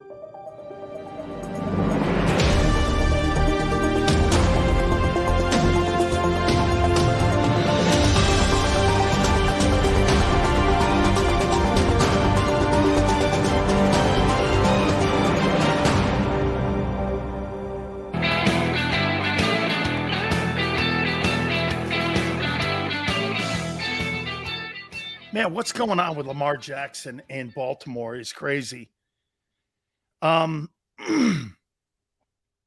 Baltimore Ravens are having a problem paying a unanimous MVP who's 25 years old the money he wants. Why is that? Don't you think they're questioning whether or not they think that guy can carry the football team to a Super Bowl? Do they want to get in the Lamar Jackson sweepstakes of paying somebody $51 million? Would you? They're telling right now, do you think anybody's got a deal on the table right now for Lamar Jackson for $51 million? And 2 first-round picks to give to Baltimore. You think anybody has that on the table right now? Any other team outside of Baltimore? Think any team has that? M. Reyes goes, Lamar doesn't have the intelligence that Jalen Hurts does. What? How would you know that? It's an asinine comment. How do you know that? I don't know that. How would you think that Jalen's smarter than Lamar? He's a MVP, more accomplished. Actually beat franchise quarterbacks. He's actually beaten Mahomes. How do you know that? He's won 75% of his games. Led the NFL in touchdown passes. Excuse me? Jalen Hurts is no more accomplished in his time in the NFL than what Carson Wentz was at his time in the NFL in the same time period. Don't go there, man. And the difference is Wentz has got a ring. Oh, but Wentz is he sucks as a player today. Okay. It's been my point the whole time. You don't know is my point. Jalen's Wonderlic score was higher. Yeah, Jalen's got to beat a quarterback that's decent. And I'm talking Lamar Jackson here. He beats those AFC quarterbacks. Question is health. The biggest quarterback Jalen Hurts has ever beaten. A 39-year-old Aaron Rodgers. Okay, fair enough. And who else?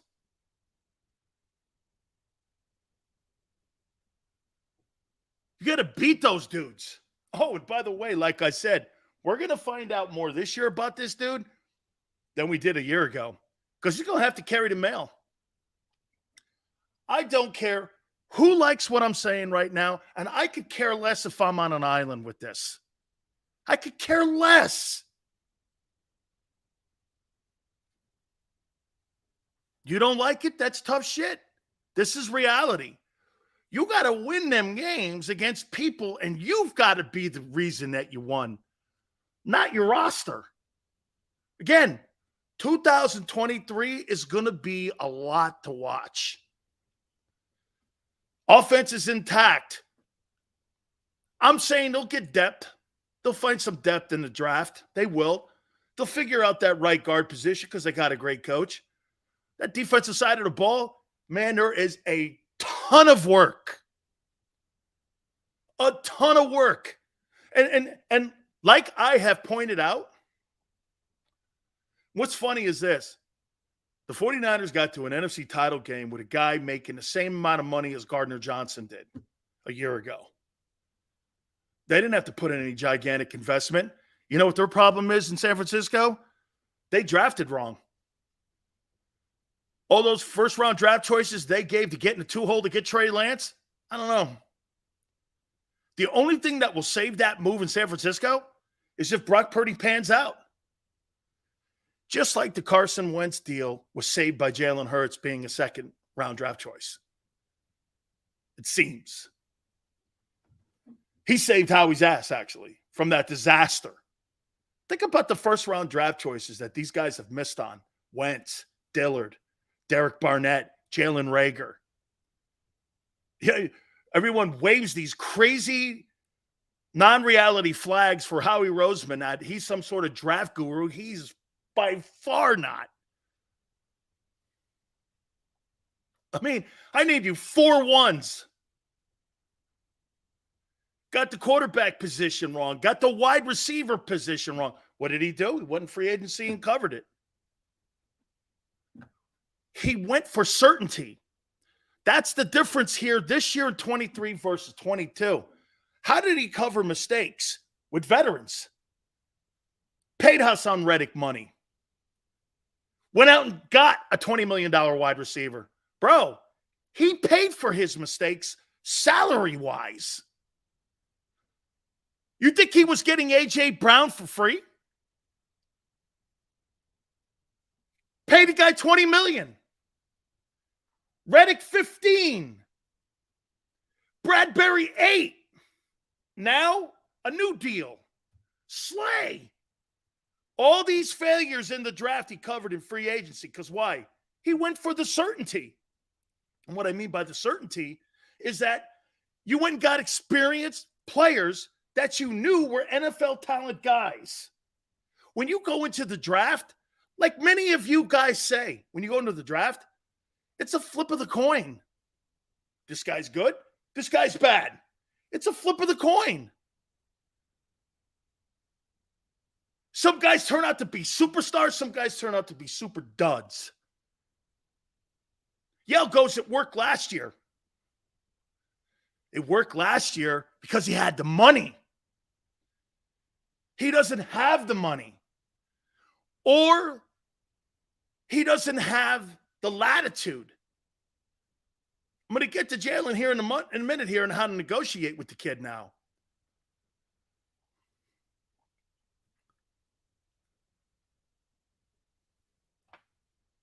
All of Howie's big deals in the recent 10 years have been free agents, not draft. Let's see. Devontae, Landon Dickerson, Josh Sweat, Mulata in the 7th. Well, he's not a high draft choice. I'm talking his high picks. His high picks, Devontae, Landon, in the last 10 years. Devontae, Landon, Josh Sweat.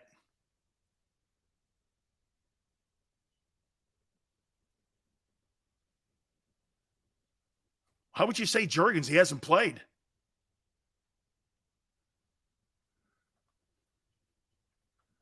Last 10 years, there have been more failures at the first round than successes in the Eagles.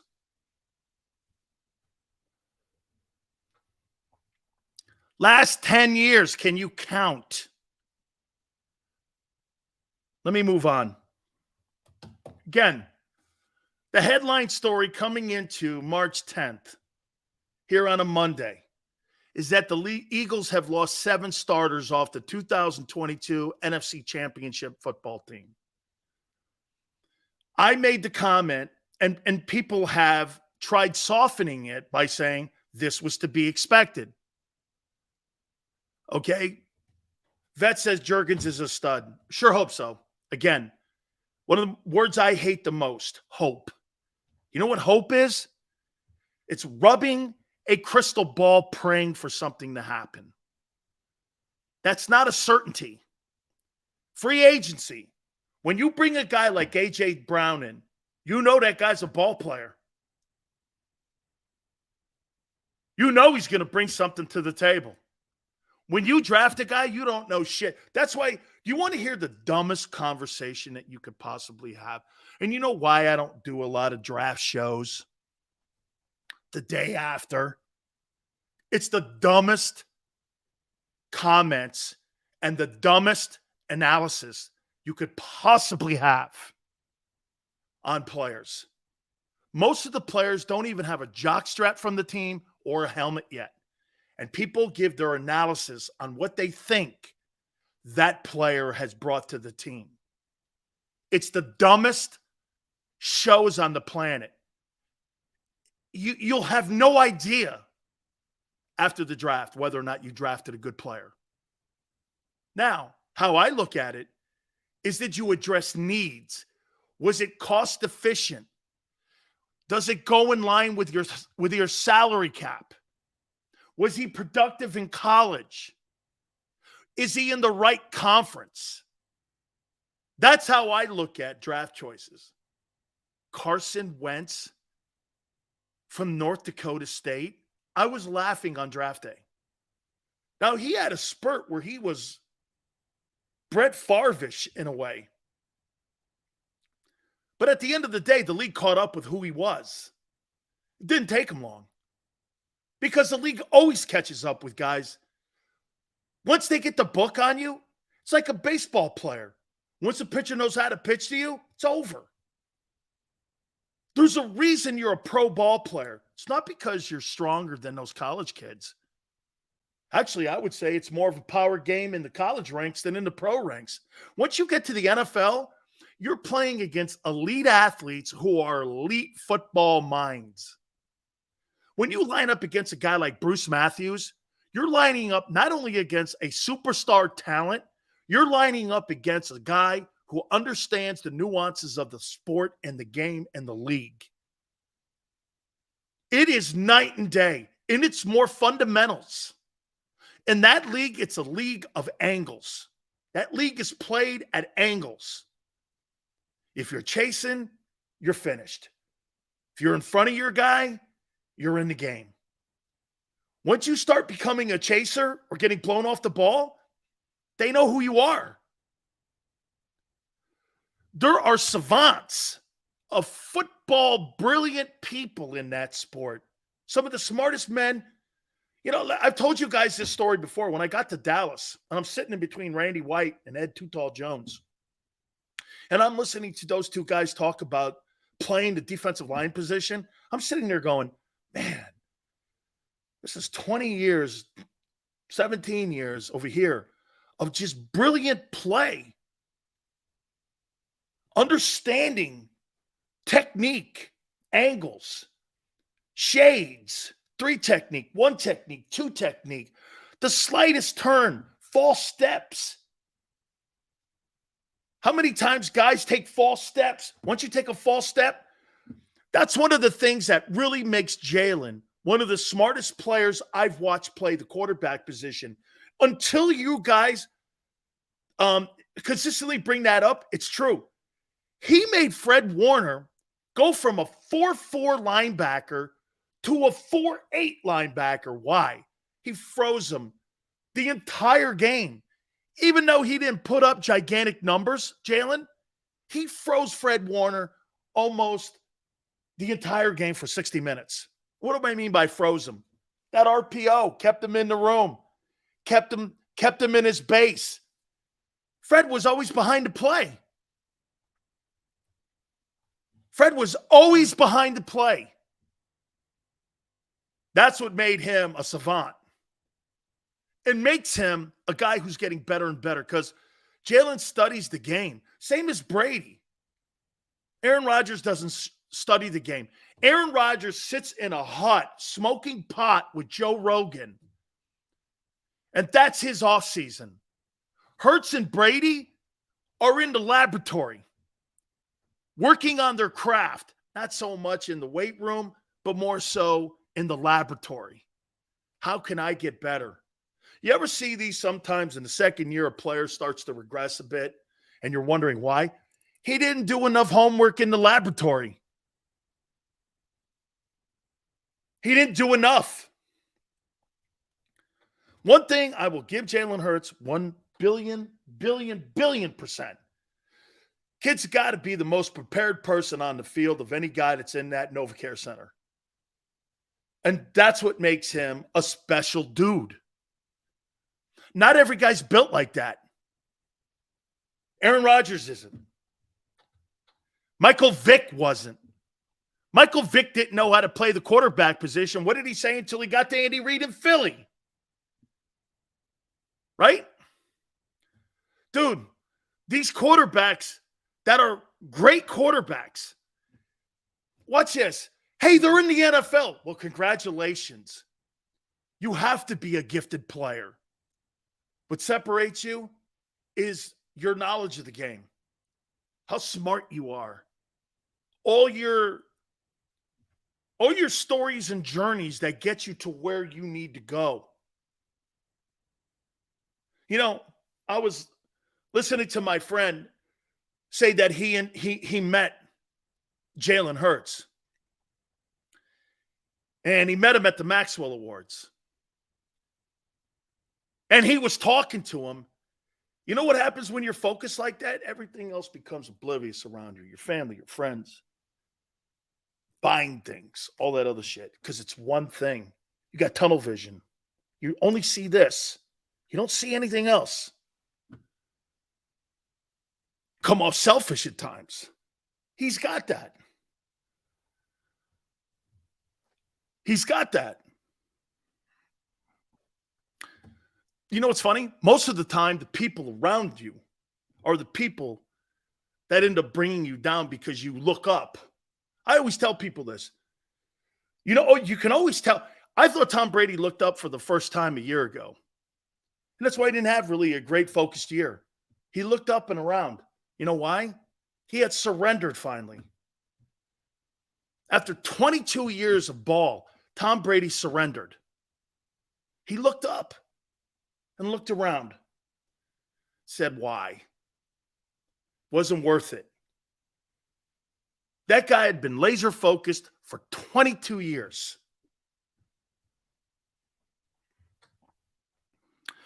Let me get into, I'm going to hit on the draft here in a second, but I want to ask you something about agencies, agents.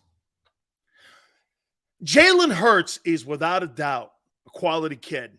He's been that way since he was younger, coached by his pop, his situation at Bama, Oklahoma, and his current situation in Philadelphia has led him to this moment here in his life where it's going to be, whatever the number comes out to be, a reward for his family and their dedication to him and his dedication to them. It is going to be a great moment for him. The people that are around him now, your agent. I hate agents. You know why? Because the agent is not only looking out for you, but he's looking out for the next person he's going to represent. I've always had a problem with the totem pole agencies, and Clutch Sports is a totem pole agency. Just like CAA, just like Tom Condon, just like every single agent that's ever been in the NFL. All of them. Drew Rosenhaus, all of them. They're looking for the next dude at your expense. 85 to 49ers, they don't have a quarterback, whatever. And you don't have a defense. 85, 49ers don't have a quarterback, you don't have a defense.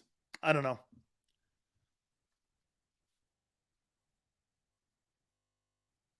How is Clutch Sports going to address the Eagles?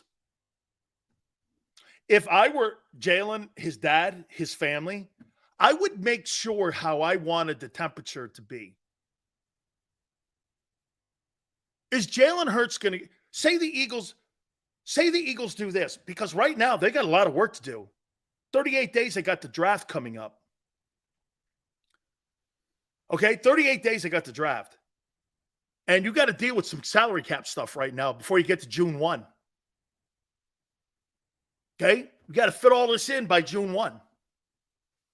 You get ready for training camp July 27th. Okay? Right. Are you going to go into the 2023 season with Jalen Hurts not under contract for extension? How are you dealing? By the way, Jalen's no different than the guy in Baltimore. He's no better. Guy in Baltimore, people are wondering what is going on. Well, dual threat. You got a guy who's won 75% of his ball games, won a unanimous MVP award, has led the NFL in touchdown passes. And you got an organization not sure if he's worth 2 1s and $51 million. Hurts has done none of that. Hurts has actually played one great year. One.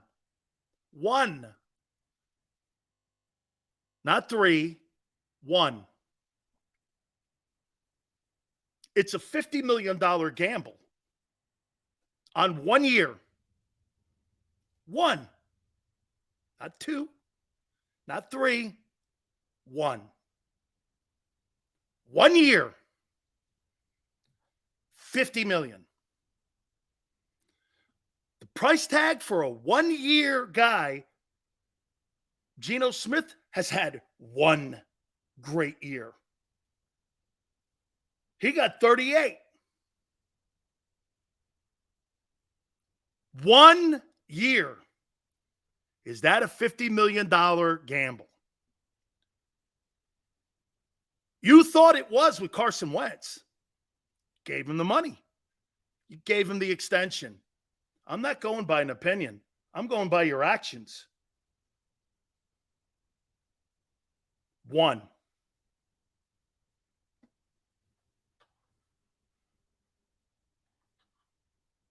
Yale goes, I'm paying him. Yeah, were you in favor of paying Wentz?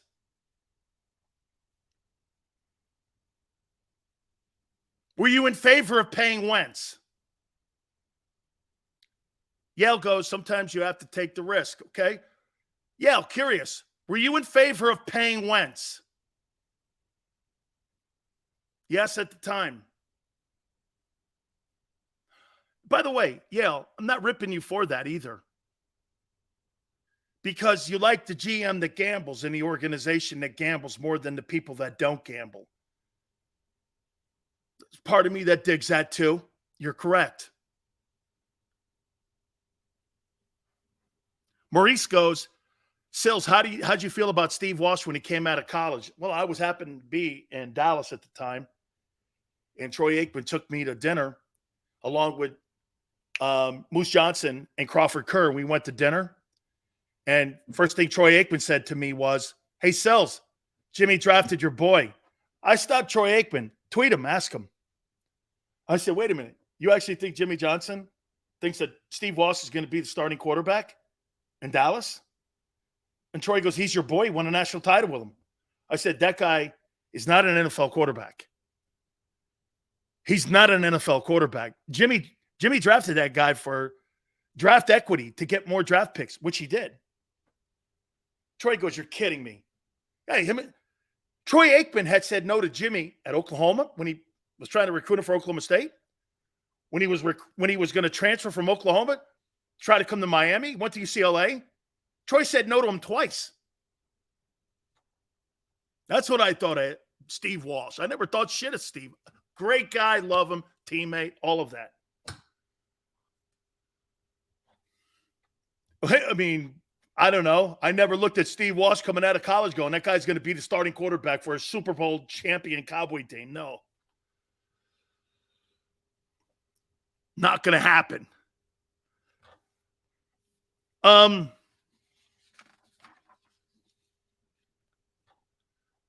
year, $51 million. Now, I'll say this. If you're Clutch Sports, do you recommend that Jalen Hurts sits out training camp until he gets his contract signed? 5573. Here is the thing to me. He had one great year, but he also had a year turnaround, showing upside at the end of the stretch to make the playoffs. So you're looking at the improvement from first year starting, second year starting. That's a good metric. It's a fair metric. It's a fair metric. You know, first year starting, second year increase, got the team to play. Yeah, that's a metric. Like Sills, first year starting to this year. Don't you take into the account. Don't look at any of the numbers. Look at the improvement. Yeah, that's a metric for sure.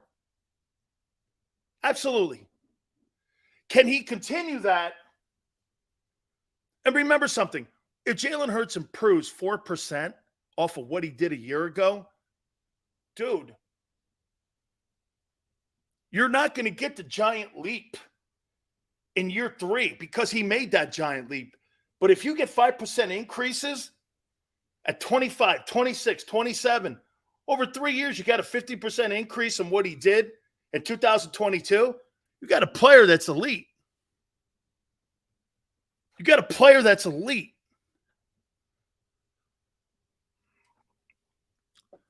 But if you're the agency and you're Clutch Sports, do you recommend you not go to training camp? Do you put on a fiasco like Baltimore went through a year ago?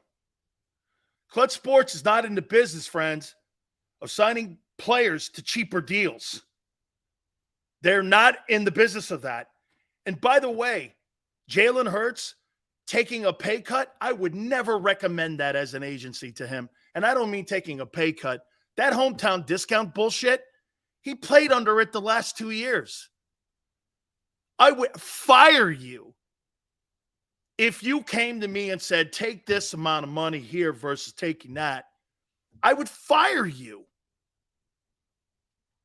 I would never, ever want an agent that was looking at. Now, look, Darius Slay and Drew Rosenhaus, they saw what Stephon Gilmore got at $8 million.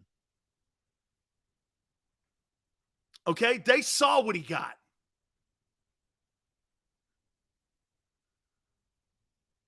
Yale goes just starting out.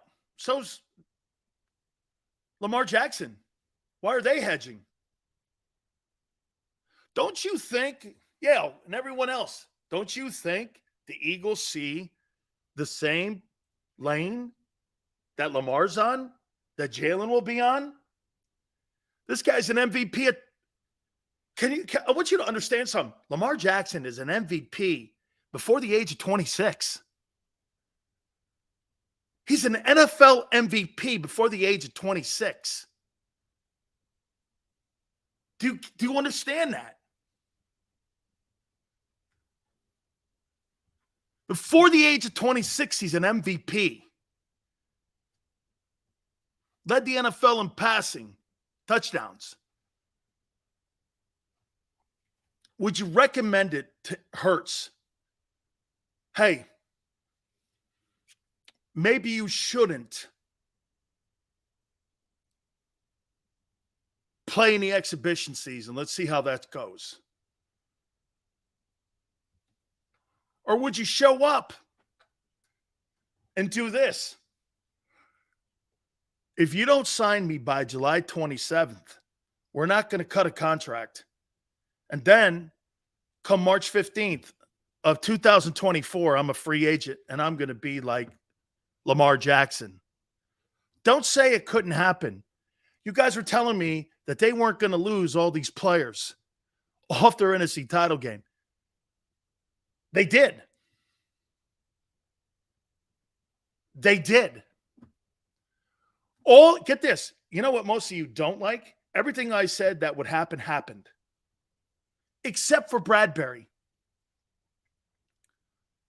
I thought Bradbury'd be out of town. They kept him. Everyone else is gone. Everyone that I said would leave has left. Everybody got the little panties in a bind. Now they're trying to sell you Rashad Penny and Marcus Mariota and God knows whoever. And signing old guys to $16 million and whatever.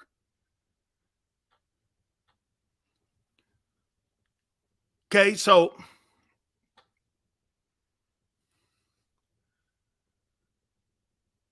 I don't know how this is going to how about this? Could this get ugly? Brian goes, come on, man. We all know this was going to happen. So you knew you'd lose half your team. How many guys on defense did you lose? CJ, Epps, Edwards, Kaiser White, Hardgrave. So you lost 5 starters. You thought you'd lose 5 starters out of 11 players and think you were going to be a good defense and moving to a 34 where you don't even have the linebackers on your roster? You thought you would be that team? Well, I'll tell you what, you weren't very prepared then. You truly thought that. Losing 5 starters. Both safeties, 2 linebackers, and your top D tackle. And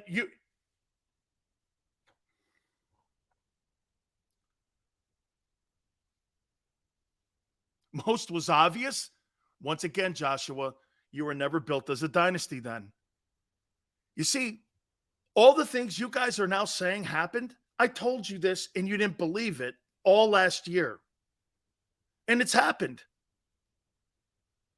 Yale goes, I think the front office was prepared for it. Really? That's why you're $7 million over the cap as of today?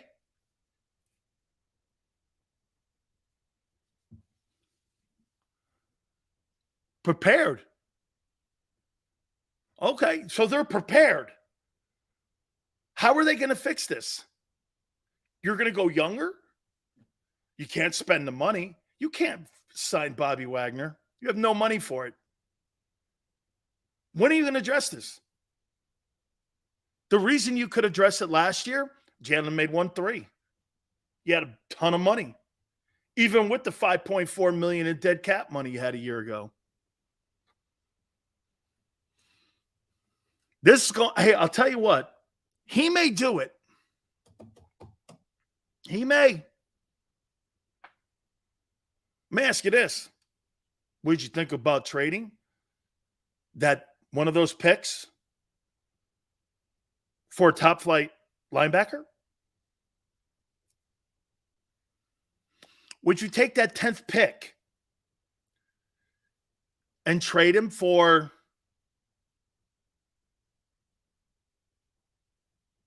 a top flight defensive tackle on a rookie deal?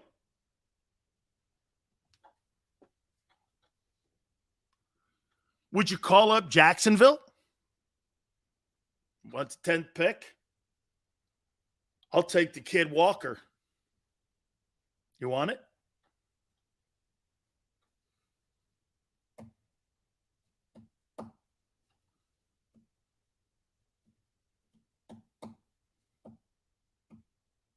Do you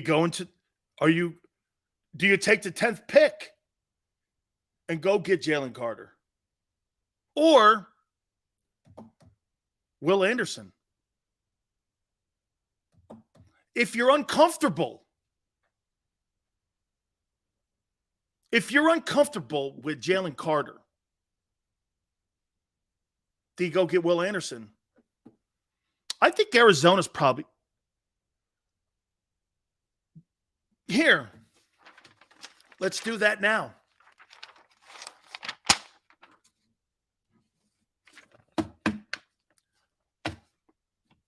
Let's do that now. Here's the new draft order. After the first week of free agency and after the combines, first pick is Carolina. Well, let's do this. They're taking a quarter. They're going to take a quarterback. Right? That's a QB. So no position player.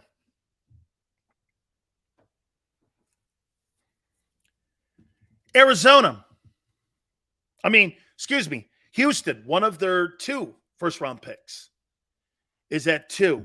Shit, they're taking a quarterback. Probably going to take Bryce Young.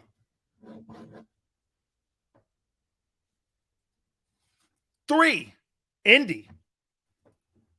I think they're going to take a quarterback. Shit, I think 3 quarterbacks would go in the first 3 picks. 3 teams need quarterbacks. There's 4 that are going. Now you're at Arizona with a coach that got the head coaching job that Howie hired.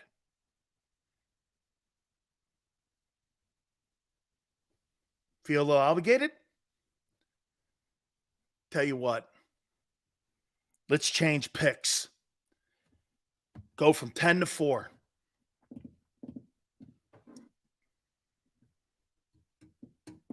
Got your quarterback, you say?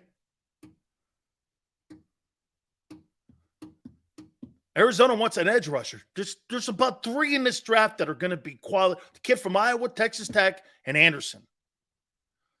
Or Jalen Carter. Carter's better than all of them. You see, the defensive coach plays right into Howie. Arizona's the key here to this. If you're going to move in the draft, okay, Philadelphia calls up Gannon and goes like this. Let's switch picks.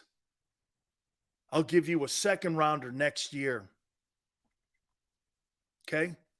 A 2nd rounder next year. I think he's probably going to get a comp pick next year too. Let me move up there to 4. Now, wait a minute now. If it's too rich for you, Marshall says, If that start playing those games, I'm not supporting this team anymore. Dude, what are you talking about? Getting Will Anderson and getting a premier guy as a pass rusher on your defense changes the entire landscape and scheme. Or Carter. I think Arizona's taking either Jalen Carter or Will Anderson. I don't think that they would take Tyree Wilson from Tech, and I don't think they take the Iowa kid. I think it comes down to Will Anderson and Jalen Carter there at the 2-hole. Here's the problem, though. Okay? Say they take Will Anderson. Okay? You're still sitting at 10. Seattle wants the DT. They don't need a DT. They just signed a defensive tackle.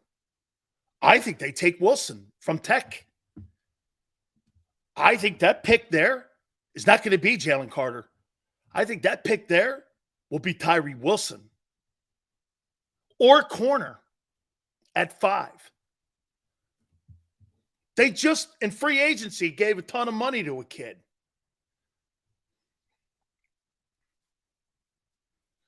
So you hang tight. Detroit's a funny one. Just got a corner. They need an edge rusher. Wait, they just signed one. A year ago, they drafted Aiden Hutchinson. Okay. Are you completely 100% sold on Jared Goff? Or do you go Will Levis from Kentucky?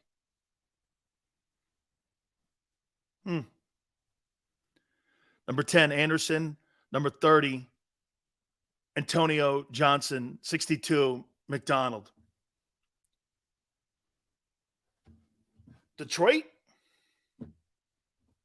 Jalen Carter, the kid Ness from Iowa, the quarterback. Are you 100% sold on Jared Goff? Or do you think he's a gap guy? Because there's Vegas at 7. They want a quarterback. They're going to draft that quarterback. Detroit and Arizona for Howie in this pick, in this draft, could determine a lot.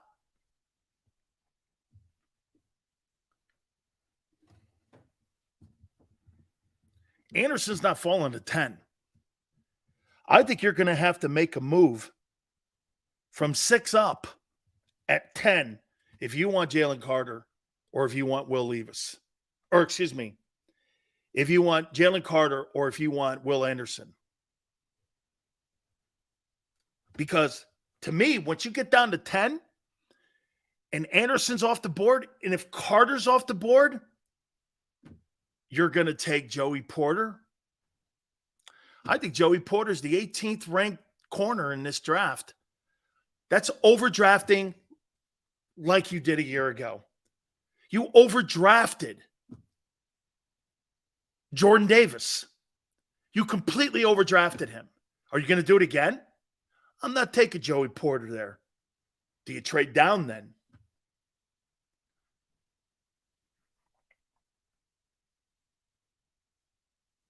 Trade down to Houston to their second number 1 pick at 12.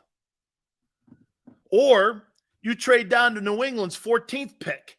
That's kind of where Porter is. And then draft him there and get some more equity in rounds 2 and 3. See, to me, if I can't get my hands on Will Anderson or Jalen Carter at 10, what's the point of overdrafting again a kid like the kid Gonzalez? I think he's a good player, and I think he's a top 6 guy. Carter's the steal here. Dude, if I were the Eagles, can I tell you the game that's played right now? You're going to hear so much shit on Jalen Carter by the time the draft comes. He may fall to 20. Like Sapp. Like Ray Lewis. Ray Lewis was the 26th or 27th player drafted Do you know why he was the 26th or 27th player drafted? You guys don't know the story. Do you know his roommate was murdered at Miami?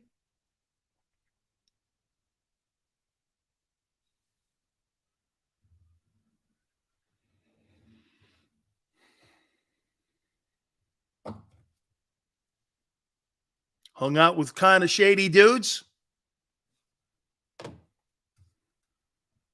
Kind of got in trouble. Randy Moss smoking weed. How far did he fall? Smoking weed. You're going to hear so much shit. You know why? And you got to kind of like block it out. Because this is what they want. These teams down here like Pittsburgh, Green Bay, New England, the Jets, Philly, Chicago. Dude, Chicago, sitting at 9 would love Jalen Carter. You get those two linebackers, and if you're able to draft Jalen Carter at 9, whoa. You built yourself a pretty good-looking roster there, and you know what? Chicago's not going to suck next year. I don't think they're going to win a ton of games, but they're going to win more than 4 games.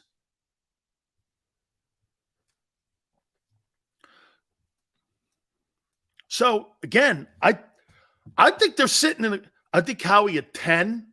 See, I know most of you people are saying that, dude, the 10th pick. To me, the quality pick's the 30th pick. Because you don't overdraft there and you don't overpay there. You're going to get a quality player that fits the 30th pick there. That's the pick. The 10th pick is the gamble. Trade down, get 3 picks. Dude, did you watch did you watch that tape that Brian Baldinger put out there of him? Did you watch that tape? He was freaking spectacular. Ran plays down, rushed the passer, got back in his run lanes, got back in his pursuit lane. He was spectacular. He was great. Taking Bijan, absolutely not going anywhere near a running back at 30. You got bigger fish to fry. You got to fix that defense. Dude, the offense with Hurts is going to be fine. They're going to be fine because the rest of the NFC blows. You have massive schematic holes on defense. You want to play at 34? You can't. As of right now, you can't play the defense he covets. You get Will Levis, you get Jalen Carter, put those guys with Fletcher in a rotation at the nose, Josh Sweat, Brandon Graham, that all shit makes sense then. Brandon Graham, Fletcher Cox, Jalen Carter, Jordan Davis, Josh Sweat, that makes a ton of That makes a ton of sense. Because look, your front 4 with your depth is probably going to hide some of the inequities that your linebackers are going to possess. Plus, you got to remember something if you're in a 34. That means that Nakobe Dean has to line up over a guard. That's a disaster. He's like 6 feet, 190 or 215 or 220. He's a little dude, man. There's a reason he came out of college with shoulder injuries. He's a small guy. You put him in a 43, you can hide behind D tackles. You could put a smaller dude back there with big dudes. Dude, the reason that Kaiser and TJ Edwards had great years, look at the monsters that were in front of them. Dominican Sue's going to the Hall of Fame, maybe. Fletcher, Linville, Hardgrave. Those are professional defensive tackles that know the nuances of the game. That is hard to get around. And you're going to go to this now. As of today, Fletcher, Jordan, Milton, the lack of experience in your interior D tackles on this day is a massive fall off from where you were a year ago. in professionalism alone, and I mean preparing for games.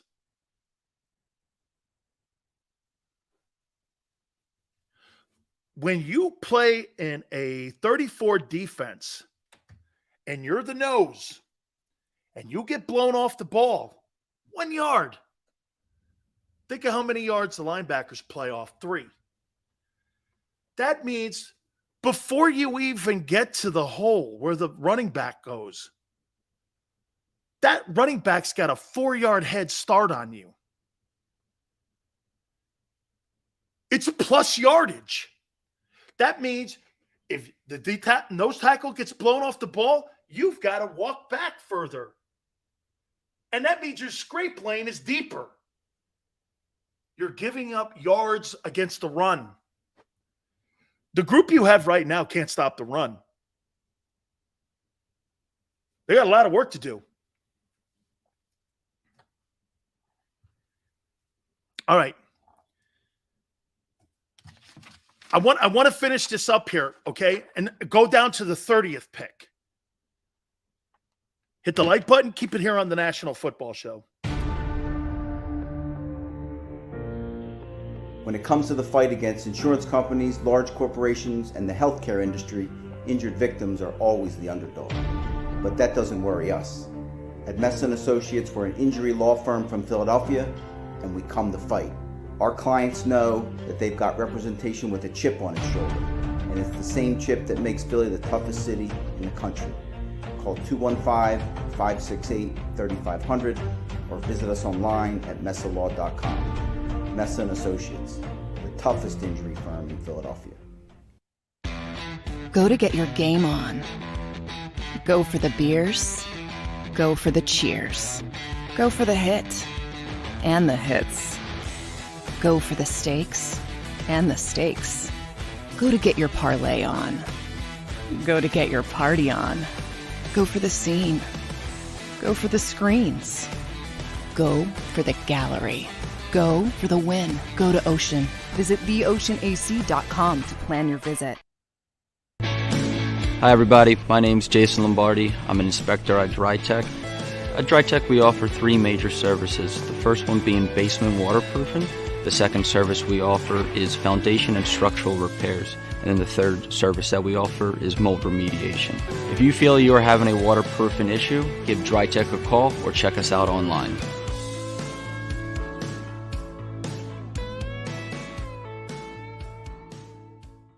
Jeff D'Ambrosio doesn't need a special event to appreciate his customers. Jeff shows his appreciation to them every day of the year. Jeff makes sure to stock more new inventory than anyone and guarantees prices and payments that nobody can beat. There are so many reasons that thousands of customers know Jeff is the easy, friendly place to do business. More for their trades, no judgment zone for credit issues, the best, most reliable service department in the country. That's why I like Jeff, and I know you will too. Jeff will satisfy you every day. Jeff D'Ambrosio, Destination Downingtown, Owner Appreciation Event. We all know that taxes are just part of life. It's true during our working years, but also in retirement. But what you might not know is up to 85% of your Social Security benefits might be taxed. Our team at Thrive Financial has helped retire thousands of people across the Delaware Valley by asking questions they never knew they needed to ask, including how their Social Security benefits might be taxed. It's time to be proactive on taxes. Get your Thrive Retirement Tax Playbook today.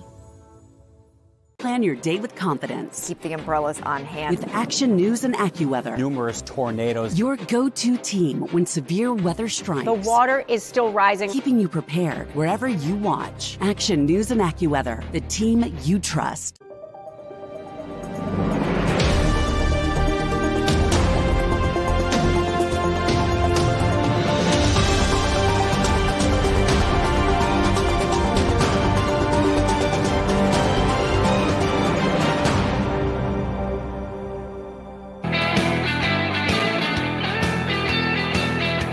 Appreciate you coming back, Big Skills here. Real quick, before I continue here a little bit, I see St. John's now is looking at Rick Pitino as a potential new coach for their basketball program. He's at Iona right now. What I always tell you, ethics No one cares about him. Here is a guy that used prostitutes, whores, to recruit players to Louisville. Was involved in that whole Nike scam. Had to have the national championship vacated at Louisville for his indiscretions with running that program. Now he's going to get the head coaching job at St. John's. Hey, man, you want to win. I hear you. That's why Urban Meyer's name was being thrown around for the Nebraska job. Isn't it funny? People get on my shit for saying things, and yet you'll hire a coach who hired prostitutes to recruit young men at a Jesuit school. Oh, wait. He's at one now, Iona. Don't talk to me about ethics. Don't talk to me about being good people. You hire whores to recruit basketball, young men to your basketball program. So much so the NCAA vacated your national title. But Big Sills is the bad guy. Because I have an opinion on Howie Roseman. Get your shit together, some of you.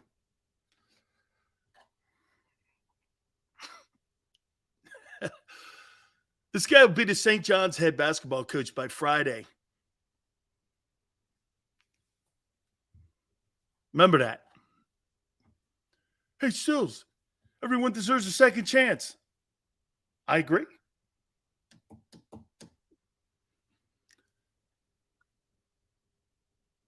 The 30th pick for me is the pick. Okay? That's the pick. Because it's here, look, if he stays pat, Howie Roseman is going to have to count on 4 number one. Well, Jacoby's not a number one. He was taken in the 3rd. Okay?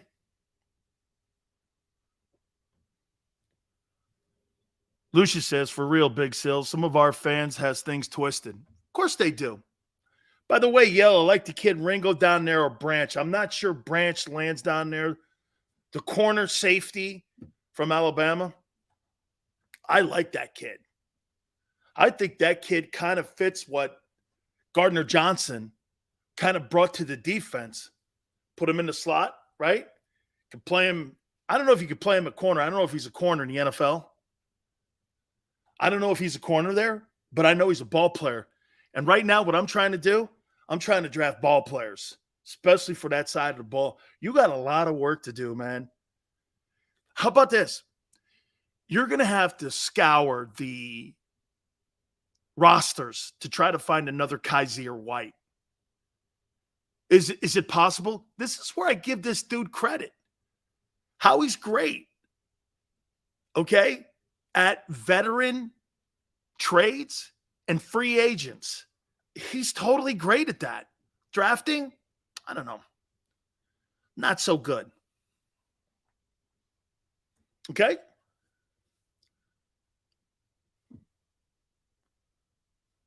Okay, and again, Gardner Johnson was 9 days. Remember, it was a trade. It wasn't a free agent. It was a trade to get Gardner Johnson. So can't count him as a free agent because he wasn't. He was on a 1-year deal that was remaining. And again, I think that Howie had a problem going from $827,000 to $10 million. I think he really did. Think he had a problem doing that. Late additions last year, Jamie, they were trades. Remember, they tried to bring in that defensive back from the 49ers. Bombed. Man, I'll tell you, if I'm sitting at 10, my targets at 10 are not Gonzalez and Witherspoon anymore. They're Carter and one of them edge rushers. Tyree Wilson, I think, is going to go pretty high. But is that enough for me to take him at 10? Really love to have Anderson or Jalen Carter. That's who I'd love to have there. What a week last week. I can't thank you guys enough. We almost had 1 million views. It was pretty crazy. I want to thank you for everything you guys did last week and showing up. It was really great. I think this week has got the same opportunity because there's a lot of work to do. There's 38 days to the NFL draft. Thank you again for everything. I appreciate it. Gary Cobb, is up there. Guys, go out there and watch that interview. I thought he brought a lot of interesting stuff. I appreciate it.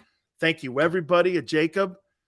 Tone, I appreciate it too. Thank you so much. I'll catch you tomorrow going 3 to 6. We'll see you on the flip side.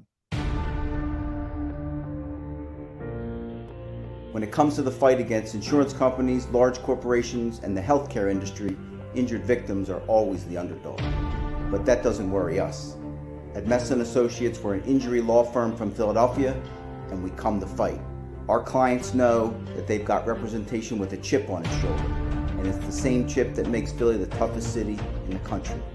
Call 215-568-3500 or visit us online at messalaw.com. Messon Associates, the toughest injury